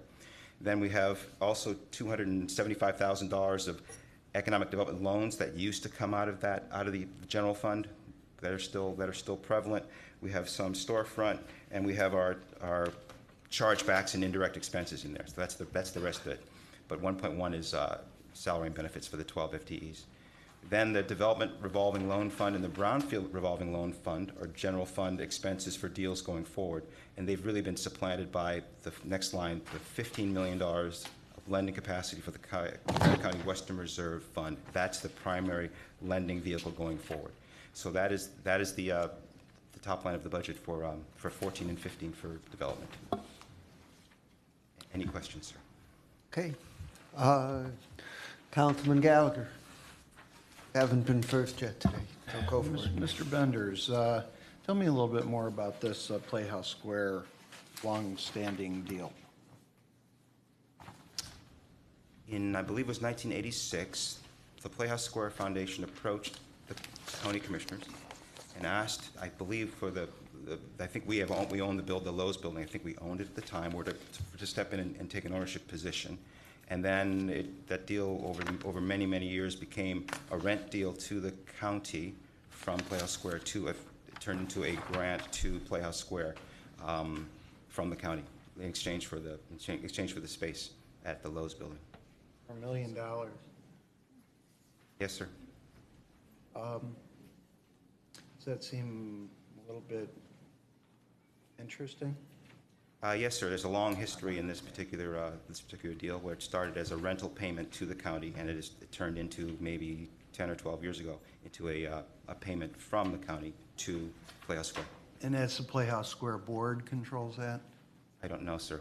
It's a contract that we have. I think it's 5 20-year terms from 86 or 82, if I have the years right. Is there anyone that can help me with this? Remembering? No. Okay. So that's my recollection. Yeah, I can't comprehend why this is going on. Is there any real reason why it's going on? It's a contract, sir, that was done in 1986 with renewable terms. Yeah. And when does that contract run? It renews, I want to say it renewed in 10 or 9, I'm not sure. And then it's every 20 years it's up for renewal. I believe Every it's 20? I believe so. I don't have those details before me, sir. And I believe it's the Playhouse Square Board, which I find interesting, has the mayor of Cleveland, the city council president, and I don't think Cleveland puts nickel one into it, yet they sit on a board where we're giving them $1 million a year for what, I'm not certain. Okay, interesting. Thank you. Mr. Chair. Ms. Conley. Yeah, as a follow-up to Mr. Gallagher's question, I had inquired about this earlier last week or so. Like I said, I'm with Mr. Gallagher. I understand how you pay us rent, now we pay you money. But as a part of that agreement, there were certain things that were supposed to be done. I think, they got some senior citizens program. But it doesn't seem to me that any of the things that Playhouse Square was supposed to do, and even partial exchange for the money, have been done. If anyone ever followed up on that, I don't know if this is a budget matter, that maybe we should take this up in another period of time, but I think this whole Playhouse Square arrangement should be a presentation to council so that we don't hold it up today. Yeah, because, there's this idea about the building and what we're going to do with the building. So I had talked to staff, and I think I talked to some other people on council. There's a lot of questions on this, and we need a serious explanation, which is outside the scope today. I think you're totally right. It's very important. I would agree. The research I've done on it is everyone that cut this deal is either not talking or dead. And even some of them that aren't dead, that will talk off the record, will say they don't even know, other than it was a rescue effort at the time, well-intended, that for whatever reason is going on. So maybe we need to further. Thank you. Thank you, sir. Other questions? Councilman Greenspan. Great, thank you. I was trying to find the $15 million that's being talked about over each of the next few years. I was trying to find my general government other expenditure item. Is that where that $15 million is included? I know the 15, is Matt approaching? Yeah, I was trying to just quickly find that. The $15 million set aside for the Western Reserve Fund. The $15 million is the operating budget for the Western Reserve Fund. So there's going to be $15 million in activity in 14 and 15. So that's within the actual budget. The financing is going to, a portion of that will be financed with bond proceeds. And we're showing that in the general fund contribution to debt service starting next year. You'll see the impact, and that's in Schedule 3. You can see where Because on the debts, because I'm looking, in the past, we've had the Economic Development Reserve as the line item, as, demand, reserves on available balance. I don't see the $15 million there. I'm looking at the development line. There's not $15 million there. No, there should be. In the development, the all funds operating budget, there should be a. When I look at the general fund, it just shows Well, recommended that's the budget. general fund. Remember, the general fund is that $3.4 million line item budget for actual development staff. Right. The Western Reserve Fund has its own program budget. That's $15 million a year. It's in its own operating fund. And a portion of that $15 million activity will be financed with county bond issuance. Where is that 15? If I was to look at the budget, obviously it's included with some other numbers. Is it in the other financing uses? Is it in the general government? Where is that 15 million? The 15, you can either look in the all funds line item on the header table in the department section. You can also go back to Appendix B, where we have all the individual program budgets, and you'll see a $15 million budget for Western Reserve Fund itself. So those are two places you can see it. So on the consolidated page 2.2 or double I-2, which line It would item? actually be in Schedule 5, which would be the all funds. The Schedule 2 is general fund, and Western Reserve Fund is not a general fund budget. It has general fund impact, but it's not a general fund budget. So if you go to Schedule 5, I'm not sure the page number, you'll see the development budget, all funds, would include that $15 million allocation for Western Reserve Fund. If we can do this later, if you can just show that to me, just so I can follow through. Yes. And then a question for Mr. Benders, and I'm always curious by this, when we always talk about jobs created, jobs retained, and as I understand the Western Reserve Fund, it's intended to be a follow-on fund. We're not to lead money in. I know today in the Board of Control, we approved a CDBG loan to a group. Correct. And it appears in that one, we were the only money in, government money in. There was some private financing and what have you. To me, that would be a definition of jobs created or retained, because we were the only group participating. My concern is, as I'm aware how these funding projects work, the state participates, the city or cities. We're all using the same numbers when we talk about jobs created and jobs retained, whereas we're not being specific. Of this in 2012 and the estimate for 2013, the jobs, how many of those specifically relate to Cuyahoga County is the only public money in these job creations that we can truly take credit as we created or retained those by ourselves and not as a follow-on? Because as we've consistently heard, our funding is primarily follow-on funding, which may be interpreted as if we didn't participate, the project would still have moved forward. It's a strong stretch in some instances, and I understand that, but how much money are we in for alone where we can actually hang our hat and say, had we not put this money in, these jobs wouldn't have been created or retained? Firstly, Councilman, I don't have the number for the 26 deals last year specifically in general, but I can get it for you. Okay. But I would answer the question by saying our money is but for money, not follow-on funding. So that means if we did not invest, the deal would not have happened. Therefore, we say we are entitled to take credit for the jobs created that are in the contract. So that's how we think about it. That it's but for money. The deal wouldn't have happened if we did not invest. That's what our posture is. All right, just an ideological discussion. This may be more for the ED committee and not now, but how do government entities not appear to keep duplicating a number? So if we take credit for 300 jobs, and then the city of Cleveland or a city may take credit for 300 jobs, and then the state takes credit for 300 jobs. Looks like we've created 900 jobs collectively, but it's still only 300 jobs that people are actually at work.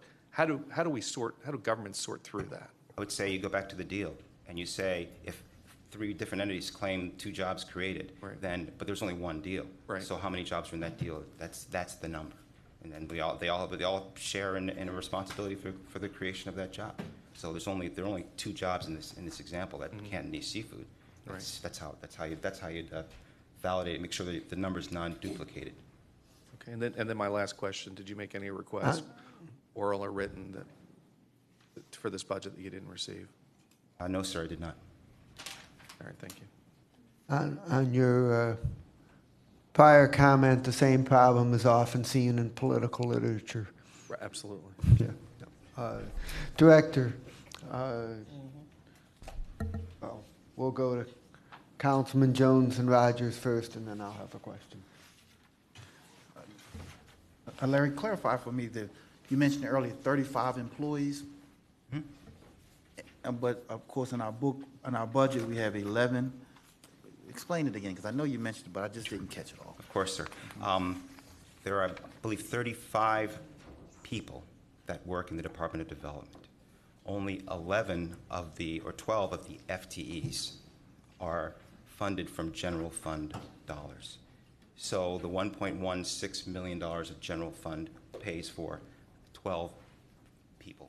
It's really not, it's FTEs. The others are largely funded by block grant or the lead grant or the weatherization grant or one of the other grant programs that comes in.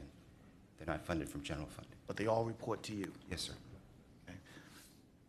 In the Board of Controls today, we had an item that was 100% funded by HUD dollars, CDBG dollars, as Councilman Greenspan mentioned. Okay. Again, that is not captured in the source of funds pie chart. Councilman, I'm not sure, specifically, I'm not sure because that deal was originally set up as a West Reserve Fund, so it may not, since the funding change was just made, it may have been in the general fund program, but not moved over to block grant yet. I'm not sure from timing. Just to clarify your question, Councilman, any of the outside grant dollars would not be in that pie chart because it's not part of their ongoing operating budget. So the grant dollars are separate from what we're presenting in the recommended budget. Aside from CIP, we're not proposing grant budgets because those stretch out over multiple years. So any grant funding is in addition to what you see in that pie chart. So it would not be captured here. Would not be captured in that pie chart, no. Matter if I just may. Can you attach a dollar amount to what? Going forward, that specific 150 may well have been in the pie chart because it was Western Reserve Fund until 2 weeks ago when we changed the funding source. So at some point, you will see that 150 come out of that pie chart and go over into it leaves the general fund and it goes into block grant. Okay. Just for So accuracy. there are clearly loans that are going on with this one that aren't captured in the budget that we see. Give me a dollar amount for what we are not seeing in our budget today.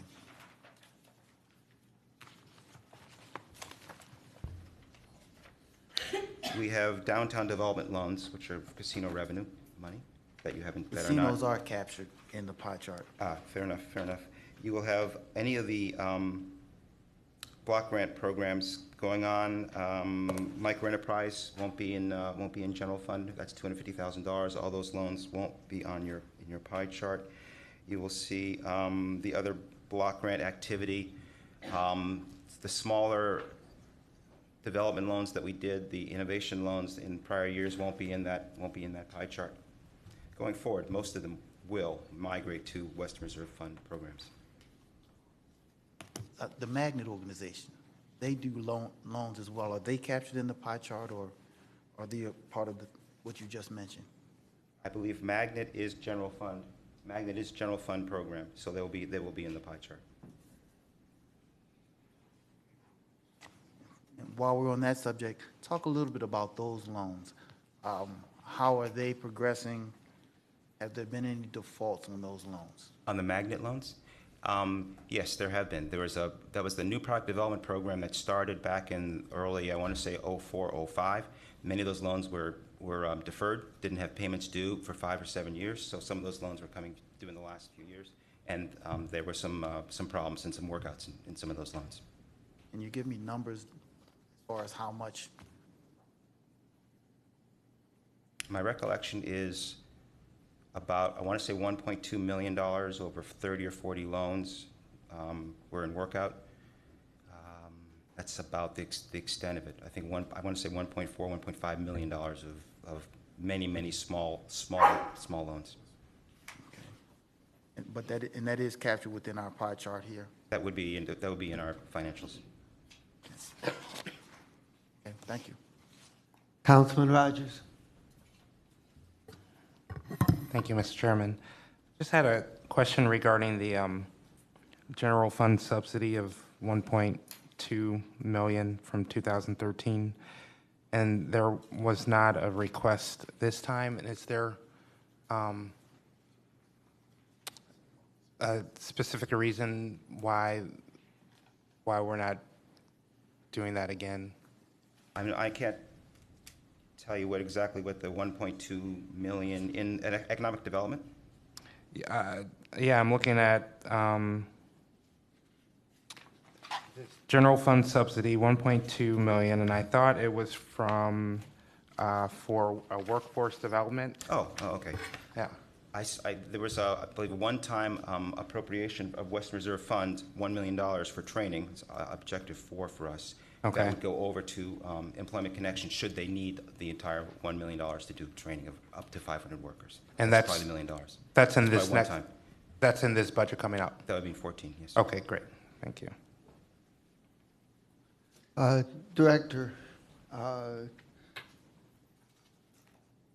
in your presentation, you said 1,000 jobs created and 1,400 retained, but in page V-3 of the budget book where you have 2014 to 15 target, it's only 630 created and 683 retained, and I think there was a comment that it reflected deals that are already in the pipeline.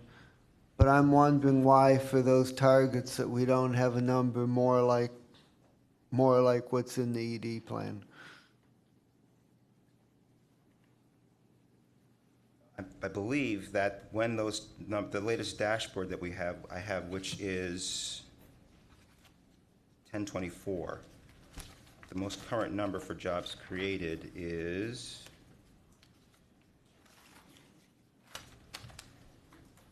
for 13, it's 711 right now for 13, and 14 is so far 214 jobs created. So it's a fluid number that changes every week, if that answers your question. Director, what I'm wondering though is why we don't have a more aggressive target for 2014 and 15 than 630 created and 683 retained. That's a good question, sir. I would say the number should line up with the ED plan as long as the years are the same. The 1,000 and 1,400 is June to June, and this may well be January to December, but it should be the number should be the same. I agree with you. Okay, and Director, on your presentation, why are there no estimates for 2014 and 2015 on the casino tax revenue? Sir, I take that number from my friends in fiscal on casino.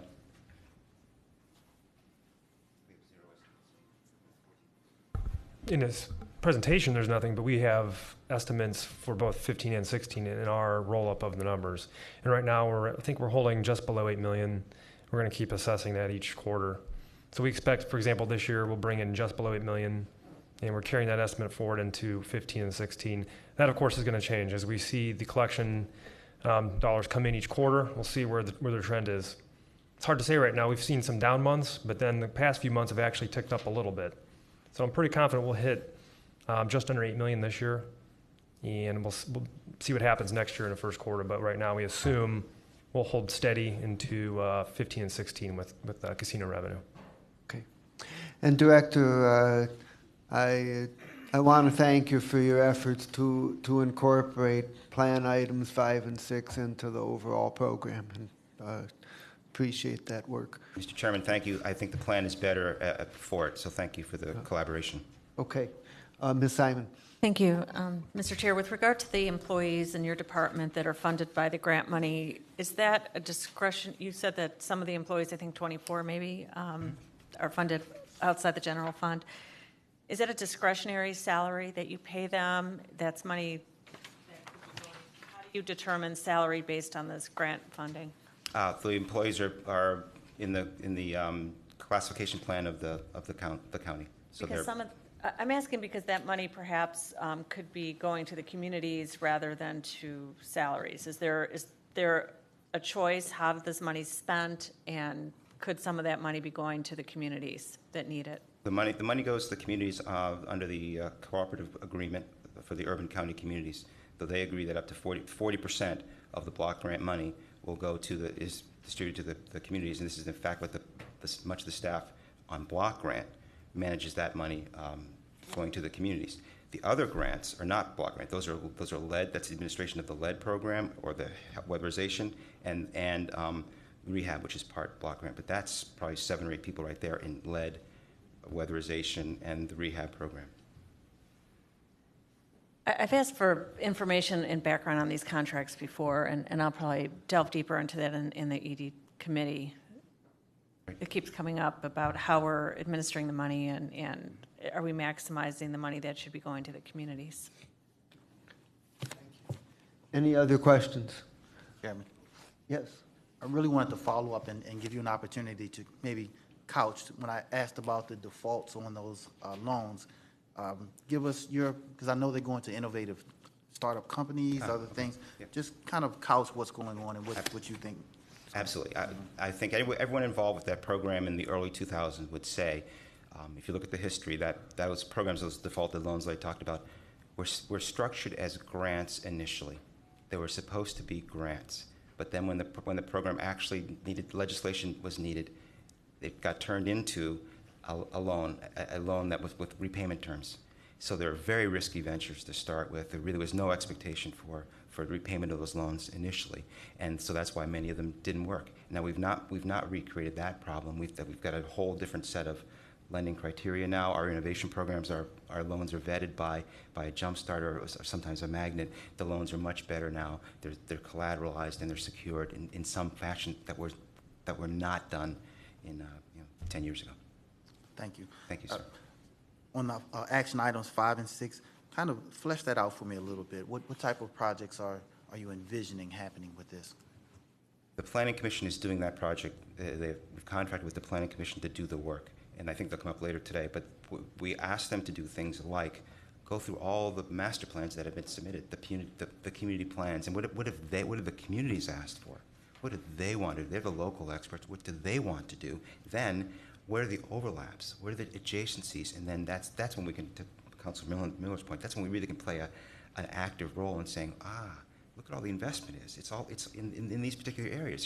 Here are the aspirations and dreams of these communities. How can we be a but-for funder and make some of these things happen? Because that's the work. So I have to check back with you in 6 months when we see what it looks like. But it's going to be very exciting. Very exciting to see this roll out. So you see meetings taking place, brainstorming sessions. Well, I have to defer until we get the material and we see what does it tell us, and then we can figure out how we move forward. And that's to the point about strategy and vision that we have to deal with in about 6 months. I'll mention two, not just to throw them out there because they came to mind when you gave us these action items. The Mount Pleasant area, I sit on the land bank. There are a lot of vice chair of it, but there are a lot of opportunities, I think, on Kinsman Avenue in the Mount Pleasant area.